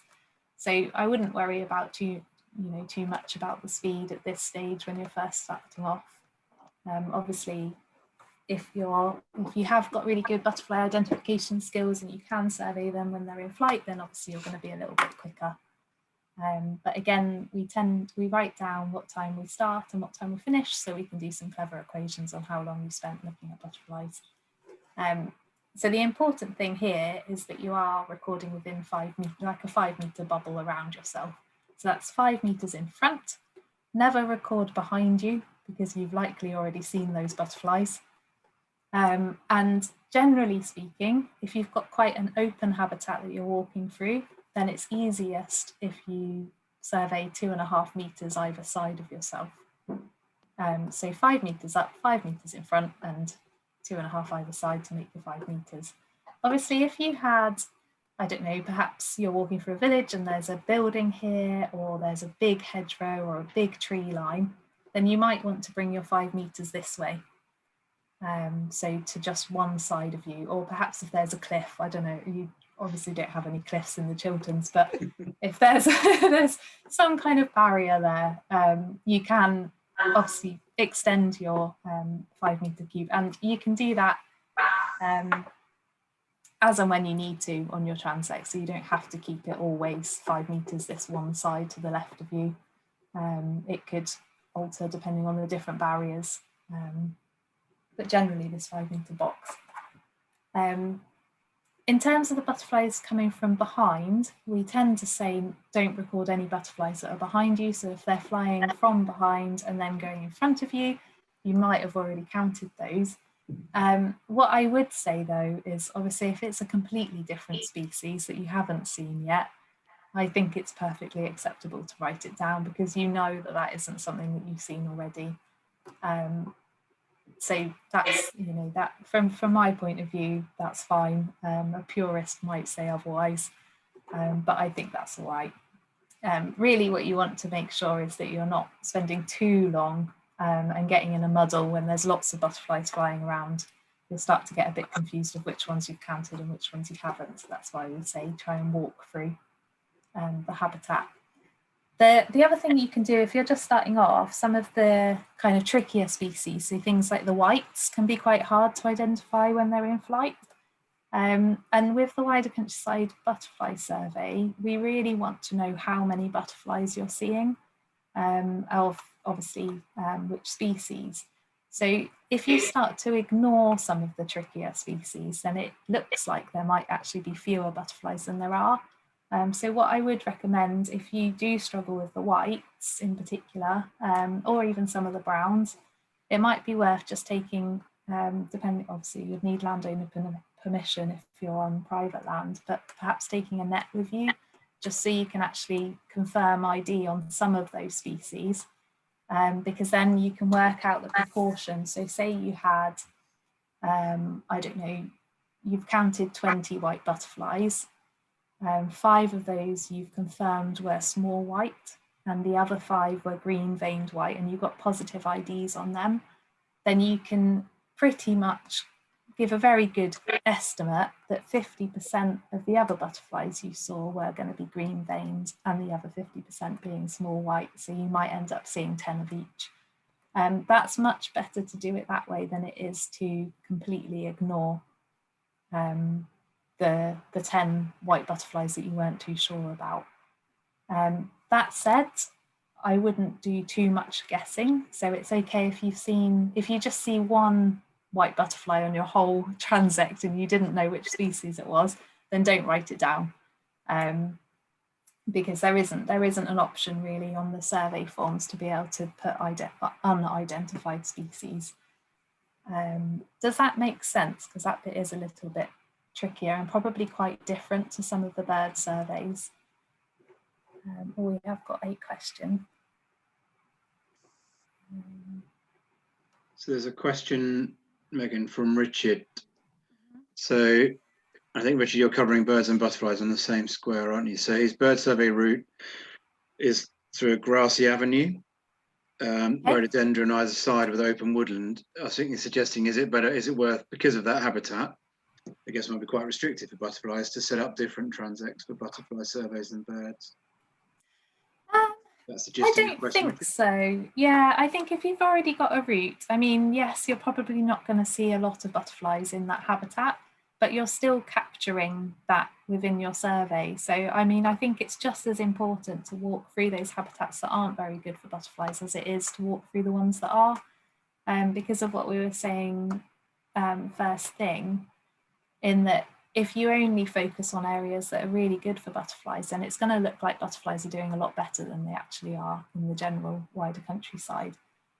So it might be worth just keeping that section in, although it might be a little bit boring. Perhaps you can walk through it a bit quicker than some other parts, unless it's in your entire route. But even still, I mean, that's still really useful information, because information like that, particularly if you can capture it on the UK BMS under the site details, that's the type of stuff that helps us inform land managers on how they could potentially better manage. You know, we've then potentially got evidence that rhododendron is completely useless for butterflies. Or you never know, it might be really great. So I think from an ease point of view, it's probably worth walking the same route, unless there's another obvious route that comes to you that you would rather do. But I think, yeah, I don't go out of your way to target habitats that are really good for butterflies, because it's not necessarily showing us the true picture of the square. Is that okay? Yeah, thanks, Megan. Okay. Go to the next one. So we've mentioned briefly about moving from sections 1 to 5 to the sections 6 to 10. And actually, it's not unusual for people to find lots of butterflies that they want to survey between those sections, if you are walking between the two. So although you can't record them within your wider countryside butterfly survey, you can record them on either we've got an iRecord Butterflies app, or there is just the general iRecord app. That's quite useful. If you've got a smartphone and you've got it with you, you can log them straight away. Or if you'd rather make a note of your sightings, then you can put them on the Butterfly for the New Millennium online, or again through iRecord, or whichever way you would like to record casual records. But they do need to go down as casual records rather than on the wider countryside survey. Same for any other species as well. And it's the same for different life stages. So you can't record eggs or caterpillars or chrysalis on the wider countryside. It's only adult butterflies. So again, if you see any of those different life stages, record them as casual, either through iRecord or those other online systems. Or equally, if you've built up a good relationship with your county butterfly recorder, then you can forward them your records to them directly as well. But yeah, all of the wider countryside records need to go on to the UKBMS, but anything else can go elsewhere.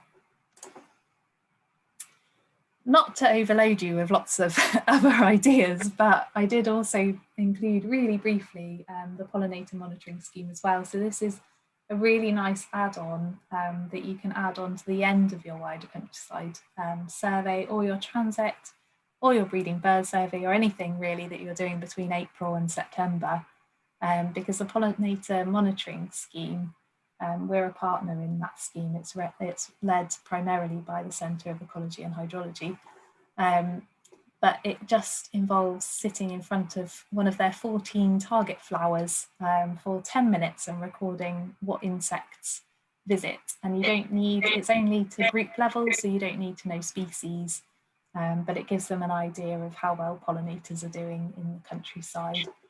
So I just included that, and that's something that you can actually start from next week because it starts in April. So if you're really desperate to get going and you haven't signed up to a breeding bird survey, then you can do a POMS, the pollinator monitoring scheme, in your garden or anywhere in the countryside. Just on, Megan, sorry, while you're on the subject of POMS, that you can do that anywhere really. So last year in lockdown, Martin Harvey from CEH ran a session for us on POMS. So on our YouTube channel, there is a recording of that session. So if you want to find out more about POMS, then look it up on the Chilterns Conservation Board YouTube channel. Yeah, and it's quite self-explanatory. So, but yeah. Yeah, and it's really simple actually. I quite enjoy doing it just at lunch breaks. It's a perfect lunch break. Get away from your screen and sit in your garden or a spot. So I just had a couple of other things to go through. So I mean, a lot of you will be aware of these health and safety issues already. I've just popped them in here because it's something to think about before and during visiting your square. And then I was gonna, for the next kind of half an hour or so, we can go through the UKBMS website and how to get registered and things like that.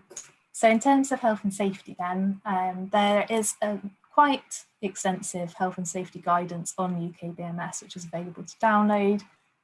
Once you've signed up to UKBMS as well, you'll probably receive an email from either myself or my colleague each year reminding you to read the health and safety guidance. Please do that. We do update it each year to be relevant. As you're visiting your square, obviously you'll want to be risk assessing it as you go along to make sure that you feel safe and comfortable walking the route that you're walking, and also identifying any hazards. And if you do find anything that you feel uncomfortable about, then please do report it either to Nick or myself. Lone working is probably the biggest thing here. So if you don't have anybody that you can take with you on your surveys, then please do make sure that you tell someone where you're going and what time you expect to be back, and then tell them once you've got back. Because obviously we don't want anybody lost out on the middle of a farm somewhere, stuck in a ditch or what have you. So setting up that kind of buddy system is really useful. And obviously if you have a mobile phone, then do take that with you too. But I don't know what the signal's like on the Chilterns, but most countryside sites, the signal's not particularly great. So I think it's still probably a good idea to have a buddy anyway. Livestock, the thing to remember about livestock is if you're on private land and there's potentially cows or horses, then you might want to check with the landowner before entering those fields as to how accustomed those livestock are to people. Farmers and landowners do have a responsibility for livestock if they're in areas where there's public footpaths, and they must ensure that those animals are at least relatively familiar with people and relatively safe. But obviously in private fields, they don't have that same responsibility. So please do check that. And of course, if you ever feel uncomfortable about going in a field with livestock, then that feeling's there for a reason. Perhaps think about changing your route or adjusting slightly. Coming back to busy roads, if you do have to cross or walk along roads, then do consider wearing high vis just so the car drivers can see you. Ticks, I'm sure everyone's aware of ticks. Keep an eye out for ticks. I definitely recommend always wearing longer trousers and tucking them into your socks. And yeah, just check yourself when you get home for ticks to make sure that none have bitten on. And then in terms of the guidance, I mean, Nick gave a really good introduction this morning. We are hoping, well, we are going ahead with the monitoring season until we hear otherwise surrounding coronavirus, but only really if you feel happy to and you feel that you can still socially distance and maintain a good space between other people, and that you feel safe and comfortable to do so. That's our guidance at the moment, and I think early next week, if it's not on there already, our COVID-19 guidance will be up for 2021 as well, just in time for the butterfly transect season. Any other questions or anything I've missed, Nick, in terms of? Just to reiterate, really, Megan, on the COVID side of things, there's absolutely no pressure from us to carry out your service if you're not comfortable. Completely down to you and your own situation and how you view things. If you wanted to maybe hang on until later in the season and just do 2 visits, or wanted to get cracking now, there's absolutely no pressure whatsoever from us to get out there and survey if you're not comfortable. So yeah, no, that's a really good point, and hopefully the butterflies will always be there. So exactly. It's really not the end of the world if they don't get surveyed for a few years. Just spotted. Have we got another question in the? There was a question. It's kind of moving away from health and safety, but if we're going back to Colin, so I was about using eye butterflies and records the butterflies when he's out on a walk. But a question, I guess, about how often should he record butterflies if he's using the same path in the same location? In terms of the eye butterflies app, you can use it as often as you like. It doesn't really matter if you're recording the same individual each day. I mean, obviously, probably on the same day, I wouldn't record the same path twice, if that makes sense. Mm-hmm. But yeah, I mean, butterflies, their lifespans are so short, a lot of them. Obviously, the ones that overwinter are quite long. But a lot of the butterflies in the summer, the wider countryside species in the summer, have really short life cycles. So I see no harm in recording the path multiple times if you wanted to. The new iRecord Butterflies app, actually, so it's just being redone at the moment because it's on a really old system. The new app is going to have a timed count function. So you can actually say, I haven't seen a copy of the app actually, so don't quote me on this, but I think you can set a certain time that you want to be counting butterflies for and count how many, or it might be that you press a button to say, I'm starting my count now, and then you survey along your path and then you can stop it again. So it's a bit of a different function than having to put in, each separate location that you see a butterfly.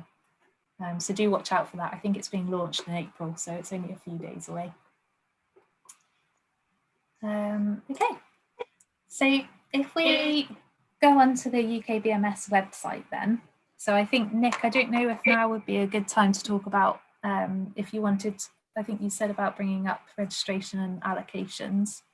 Yeah, so the way the projects work, we're formally not part of the wider countryside butterfly survey. So but we're using the same method. So to not go into too much detail, that all the surveys are set up, they're kind of ring fenced in the database. So essentially, I guess my role is very similar, I guess, to yours, Megan, in that I can oversee the allocation of sites. So if you haven't already had your square agreed and allocated, I can do that with you. I can let you know which squares are still free, and I can then allocate the square to you. That's from making sure that the square then is owned by you. To then register the data, then you need to set yourself up onto UK BMS, and I need to then open up the square to you, so only you can go in and out enter your data, which I guess is the process we're about to come onto here. So it's quite simple. I need to know is your username, and then I can open up the square for you, and then all the functionality you're about to see, you'll have access to. So if you haven't already had your square set up and sent me your username, then after today, let's have a chat about that. Hopefully this will help you. Another website's open, you should be able to do that as well. And then we can make sure that your squares are open for you to go and map your routes and put your data in and do all the kind of things you're there to do. So I guess basically, if in doubt, give me a shout. Yeah, absolutely. And so the website is now open for new registration. So if you haven't registered already, this should be the homepage that you see. And if you're new to UK BMS, and it'll say login up here.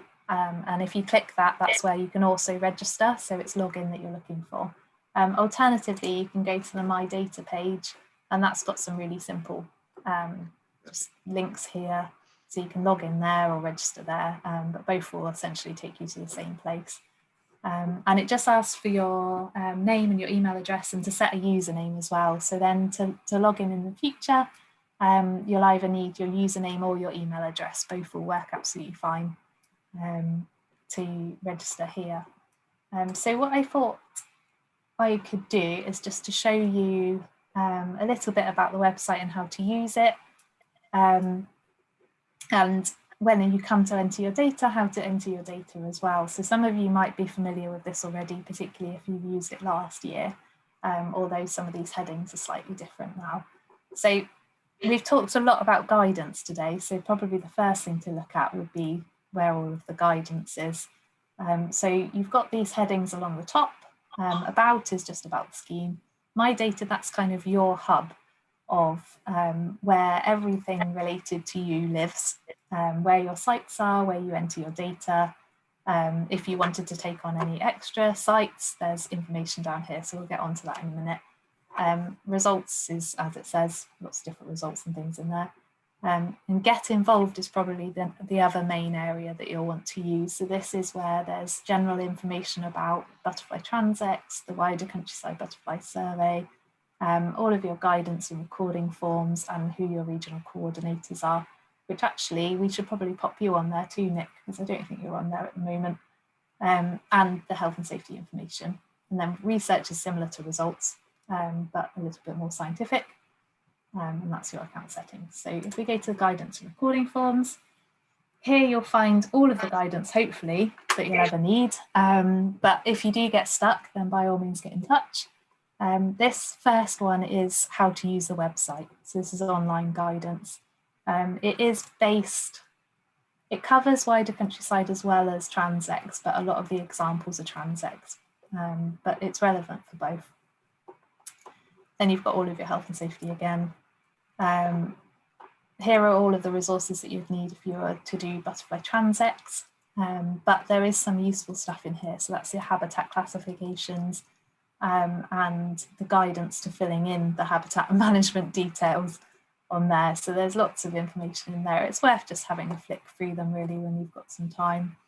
And then you've got all your wider countryside guidance as well. So separate guidance for the wider countryside.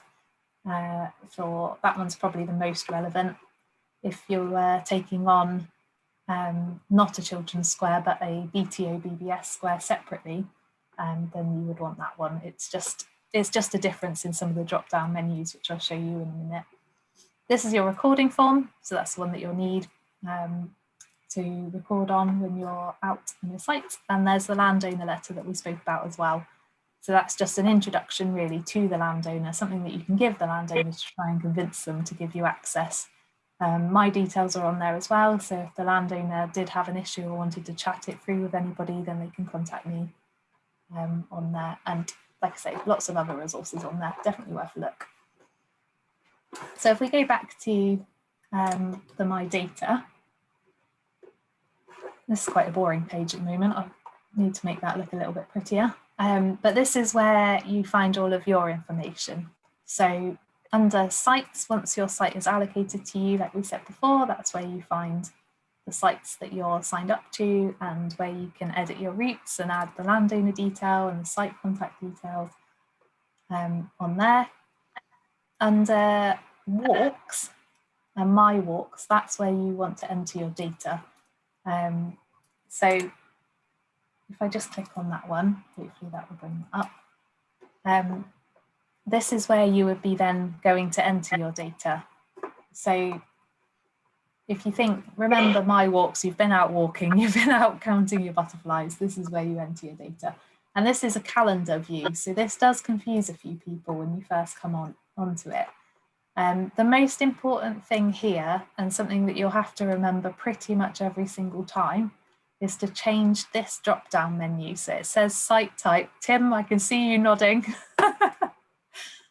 This is probably the most, if you take anything away from today, it's to remember to check the site type box, because here is where you need to find your wider countryside butterfly survey, butterfly conservation BC square. So once you've selected that, then it will reload the calendar and then you can go on to enter your records.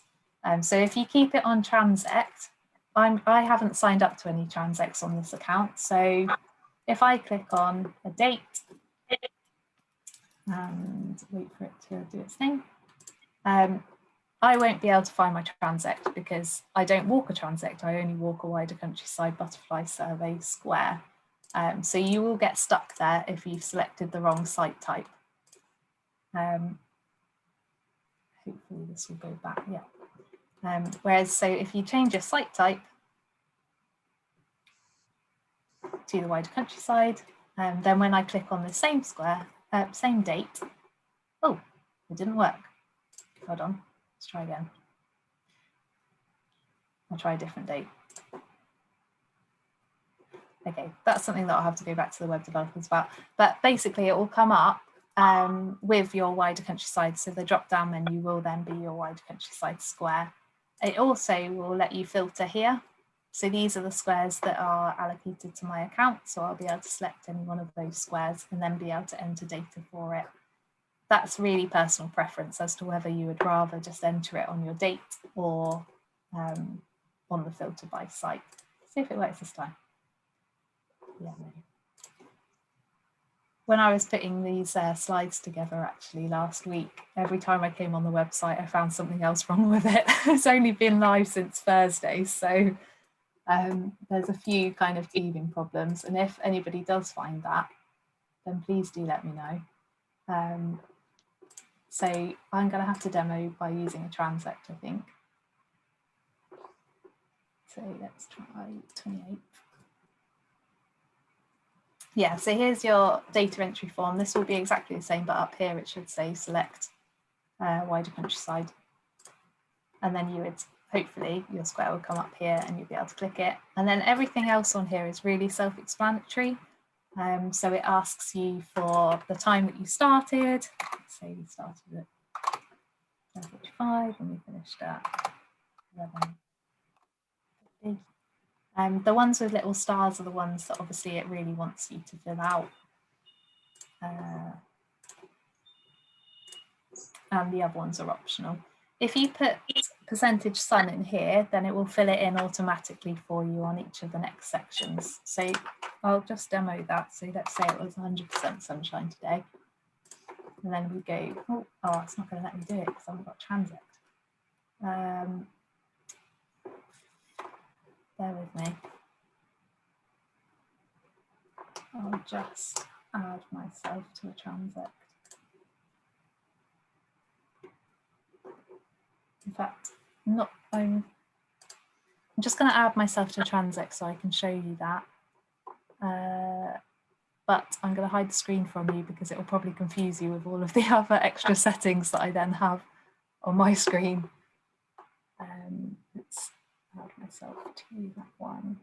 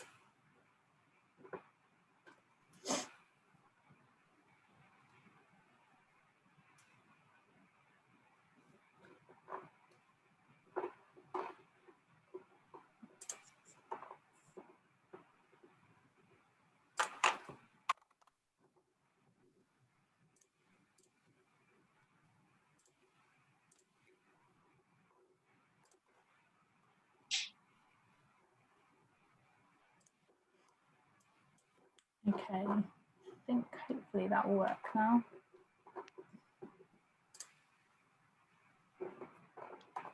Sorry about that. Just go back into that account and move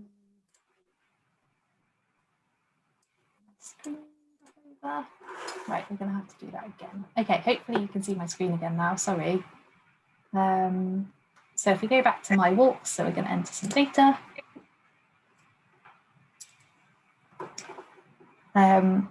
For argument's sake, because it seems to be the only thing that the website will let me do at the moment, we're going to be walking a transect. Oh, still not worked. That's frustrating.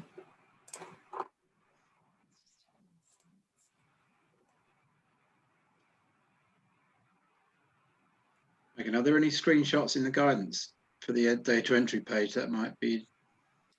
Yeah, there might be actually. Might be an easier way. Yeah.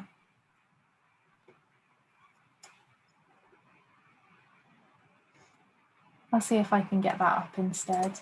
I mean, it's basically the next page is exactly what the recording sheet looks like. So it's just where it's very self-explanatory. It's not really that essential that we look at it. It's just a bit frustrating that it will only let me do that. So this is the guidance. Let's have a look to see. So yeah, this is talking through the same thing really. So this is where you would select your date, where you fill out those first details, your weather details and your name. And then let's see. Yeah, there we go. So the next page that comes up, the page that I was desperately trying to show you all, is this form. So it lists all the different species down here, but you can actually choose how you want those species listed. So if you've been doing your square, if you visited your square and entered records last year, you could just load the species list from last year and do it that way. And then any extra species you see, you can type in.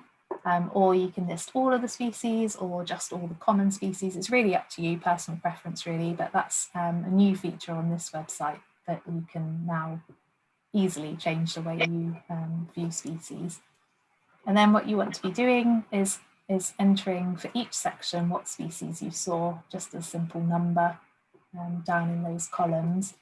And you've got the percentage sun across the top. So as I was hoping to demonstrate, if you put the percentage sun on the previous screen, so on this where you're entering your name and the time that you walked, it would then automatically fill that in. So if you put 100%, this would all be 100% along there.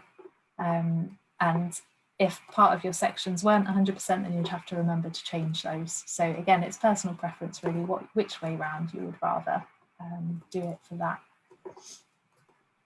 And then once you've popped in all your data, then there's just the finish and return to walk list, and that saves it for you, and it will take you back to the calendar view and show you what date you've entered records for. The other thing to note on this walk data entry page is if there were more than one of you walking, then you can put both of your names in there. Otherwise, it will just use the name that you registered with UKBMS in that box. Or equally, if you're entering data for someone else that did the survey, then you can change the name in there. So those are the main things in terms of data entry.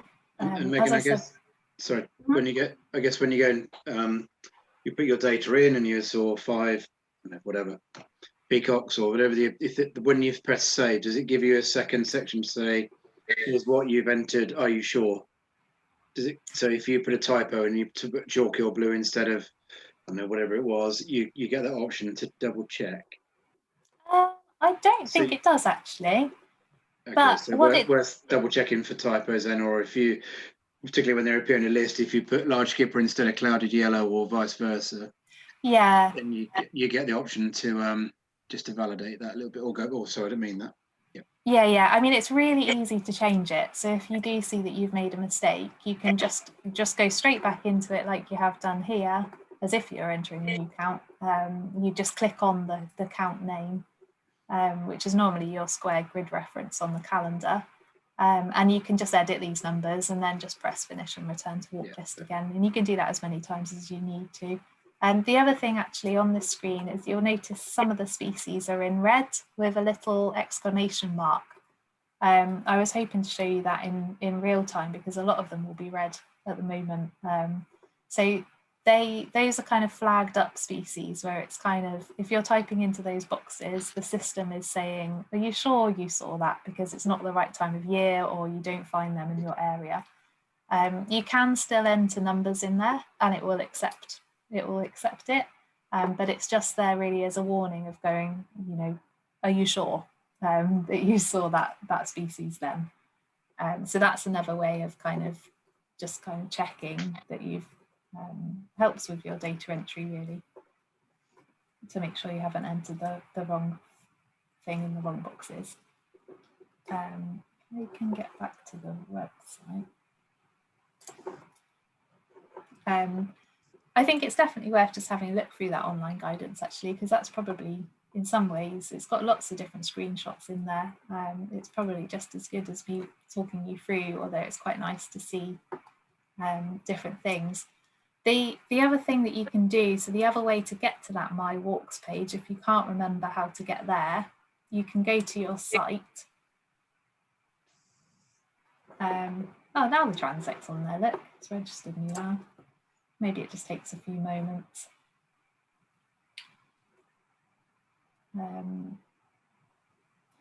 So if you go to your site details page by clicking on the edit next to the site that you want to look at, hopefully that will load up. There's this links tab along the top, and this actually has a direct link then for you to enter a walk for that site, which will take you to the same calendar. But you can also review your data. So this is quite a good one. This won't come up with anything actually because there aren't any records for this particular square. Perhaps if I go back and choose one that does, this one has lots of data. And this is a nice little overview as well of how many records each square has that you're assigned to and how many species that you've seen. It just summarises it there for you really.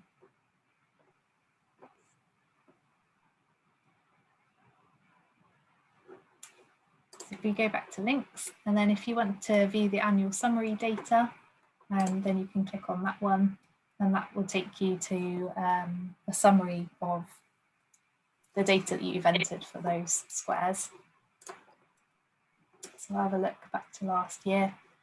And you can also get to this page through the My Data and then reporting, annual summaries there as well. So you don't have to go through the site to see it, but I just think it's quite useful to have it linked there. So this table here, again, it's personal preference, but you can change, you can filter it so it's only your data that you see for that site, or you can combine the data for all recorders. So this is data for all recorders because I haven't actually surveyed in the square before. And you can see these are the numbers of species that were recorded in that square in 2020. And again, you can change this all the way to when transects began. So right down to the bottom there to look at the different years. And you can also filter it for other sites.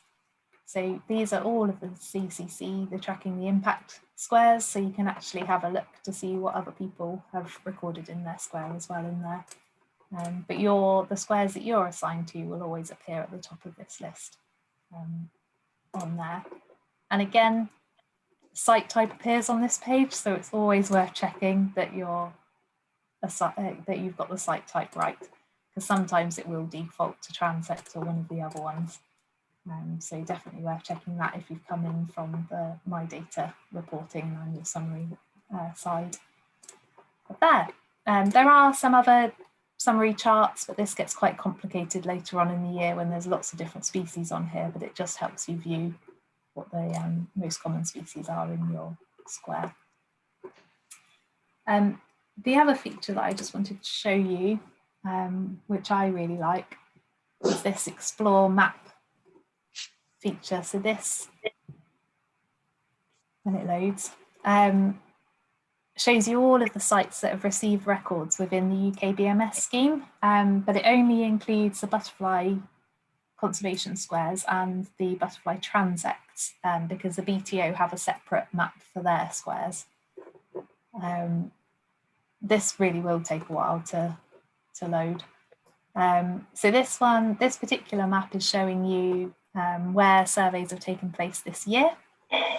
So you can see all of the different, these will all be transects that have been already entered data for, and actually I'm quite impressed because it's only, the transect season hasn't even started yet, and there's people out there very keen entering data.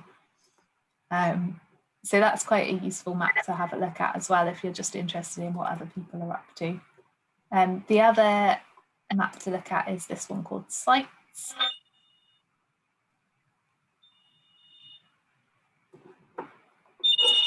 And this is another really useful one, which does show you all of the sites that have ever had records inputted for them.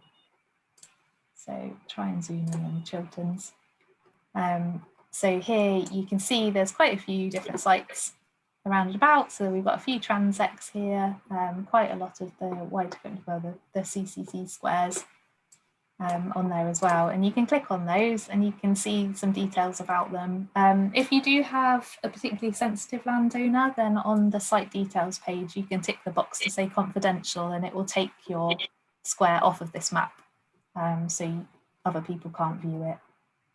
But I quite like this function because it just means that you can have a look to see what other people have been up to, particularly within the Tracking the Impact project. You can have a look to see how your square is doing compared to others in terms of species, and you can see the routes and things quite easily on there.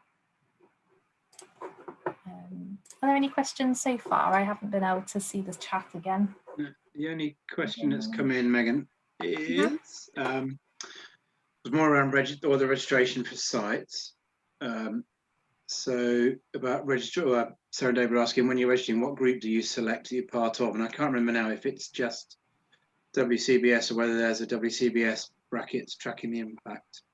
Yeah, I mean, I think it's a open box question, that one, when you come to register. So if it's a box that you can just type in, just put, yeah, Tracking the Impact or CCC, something like that, because essentially that just generates an email that goes to one of my colleagues who then would forward it to Nick or set them up. So yeah, just CCC or Tracking the Impact, or if it is a select box, I'm pretty sure it's an open box, open text box. But yeah, if you do have to select from a box and put the wider countryside butterfly survey, and that would be absolutely because fine. you're essentially registering with UK BMS, and then you could be allocated different squares in different projects. Yeah. So it shouldn't matter. But Sarah, David, if you have any problems with that, again, give me a shout. Oh yeah, it's just that when I was trying to register the other day, it just looked like it was a list of parts of the country, and I couldn't. Oh, okay, yeah. So it probably says branch area, does it? Okay. Oh yes, it might have been that then. I can't quite remember. So then I could get further. Yeah. Yeah. So again, that's more for the transects than the wider countryside, because the transects, each branch area has a different transect coordinator. So you could put the area, the county that you live in, or you could just ignore that box. I'm sure it had like a red starlight, or something, like it was, you had to fill it. You had to click on something. Oh, okay. Yeah. I mean, I wouldn't worry too much. Perhaps just put the county that you. I didn't even have a county. I just. So we oh, really? Oh, okay. I'll have a look at that then. I'm not sure where the south is. I can't remember what it was now. We would come up as Upper Thames branch there, as opposed to Buckinghamshire. Right. Yes, Upper Thames. Yeah, that's it. Thank you. Yeah, that's probably right, actually. But yeah, I mean, it doesn't. I wouldn't worry too much. You could put any area. It doesn't really matter for the wider countryside. But yeah, okay, no, brilliant. Thank you for that. I'll double check that as well, because I don't think that's something that is necessarily essential to fill out on the form. So I'll check that. I think that's the only other question we haven't answered, Megan. Unless there's anything else from the floor, that's the right phrase. Yeah, Nick, I mean, can I just sorry, I've just noticed, and it's actually quite relevant to the map you've got on there at the moment, because I've got a square at Bledlow Ridge, and part of that overlaps with the Beebout Yowsden Nature Reserve. And I've just looked at their transects. There's a transect route that goes into my square. So somebody's already surveying that part of that square. So maybe it's a chat for outside of the meeting, but probably need to consider that when setting up routes and stuff. So yeah, I mean, it could be that you actually steal a bit of their route, because obviously, I mean, the transects are quite different to the wider countryside, just in their methodology in terms of how frequently they're surveyed. So it won't matter too much if there's a bit of an overlap there, particularly with the tracking the impact being very regional based at the moment. Yeah, I think I wouldn't worry too much if the routes overlap slightly, if that's what your concern was. I think it would still be really, still really useful, I think, to survey the square, and presumably it will only be part. Is it that one that I'm on the screen? No, it's the three figure below, and so it's the transect, the Yowsden. Sorry, just go down a bit. It's the one at Bledlow Ridge, just east of Bledlow Ridge. Is that transect, the Yowsden? Yeah, it's a Beebout Nature Reserve Yowsden wood. Yeah. No, I don't. I think it would be fine to still do. You know, you could use a bit of their route. It probably is worth letting them know, is the only thing, and trying to get in touch with them, and I can always help with that. Yeah, just so I know Beebout well on that front, just so we can help. Yeah, but I guess kind of what you're saying is, Megan, there, just carry on almost as if it wasn't being covered as a transect. Get your complete square, and they'll have to do all you're doing is generating more data, which is a good thing. Yeah. I mean, on the whole, we do try to ensure that there isn't a huge amount of crossover, but in this scenario, I don't think it matters, because obviously the square is much wider than that smaller reserve. And also because of the frequency that we're visiting, you know, transects are much more frequently visited than the wider countryside. I think that would be absolutely fine. And in some ways, actually, it makes your life slightly easier, because you can take ideas from from other people if you need to. Brilliant. So yeah, I definitely recommend checking out this map, particularly if there were any others. I mean, the squares without any data don't appear on this map, so that's the only thing to consider. So if you were, I don't know, if you lived up in this area, it might seem that there aren't any squares near you, but there may well be other squares available. It's just only the ones with data appear on this map. Otherwise, there isn't a huge amount on this website, really. I think, you know, it's all quite self-explanatory. It's definitely worth spending some time having a look. The reporting side, there's all sorts of other things under there that you can have a look at, depending on how much you want to delve into your own data or other people's records. Holiday squares is another thing. So if you go on holiday somewhere in the UK, particularly the upland areas, at the moment we've got a focus for the holiday squares in Wales and Scotland and North England, really. They're just squares that you can take on just as one-offs if you happen to be holidaying in those areas, which, I mean, let's be honest, most of our holidays this year I think are going to be in the UK. So if you're after something to do whilst on holiday in one of those areas, then do have a look at them as well.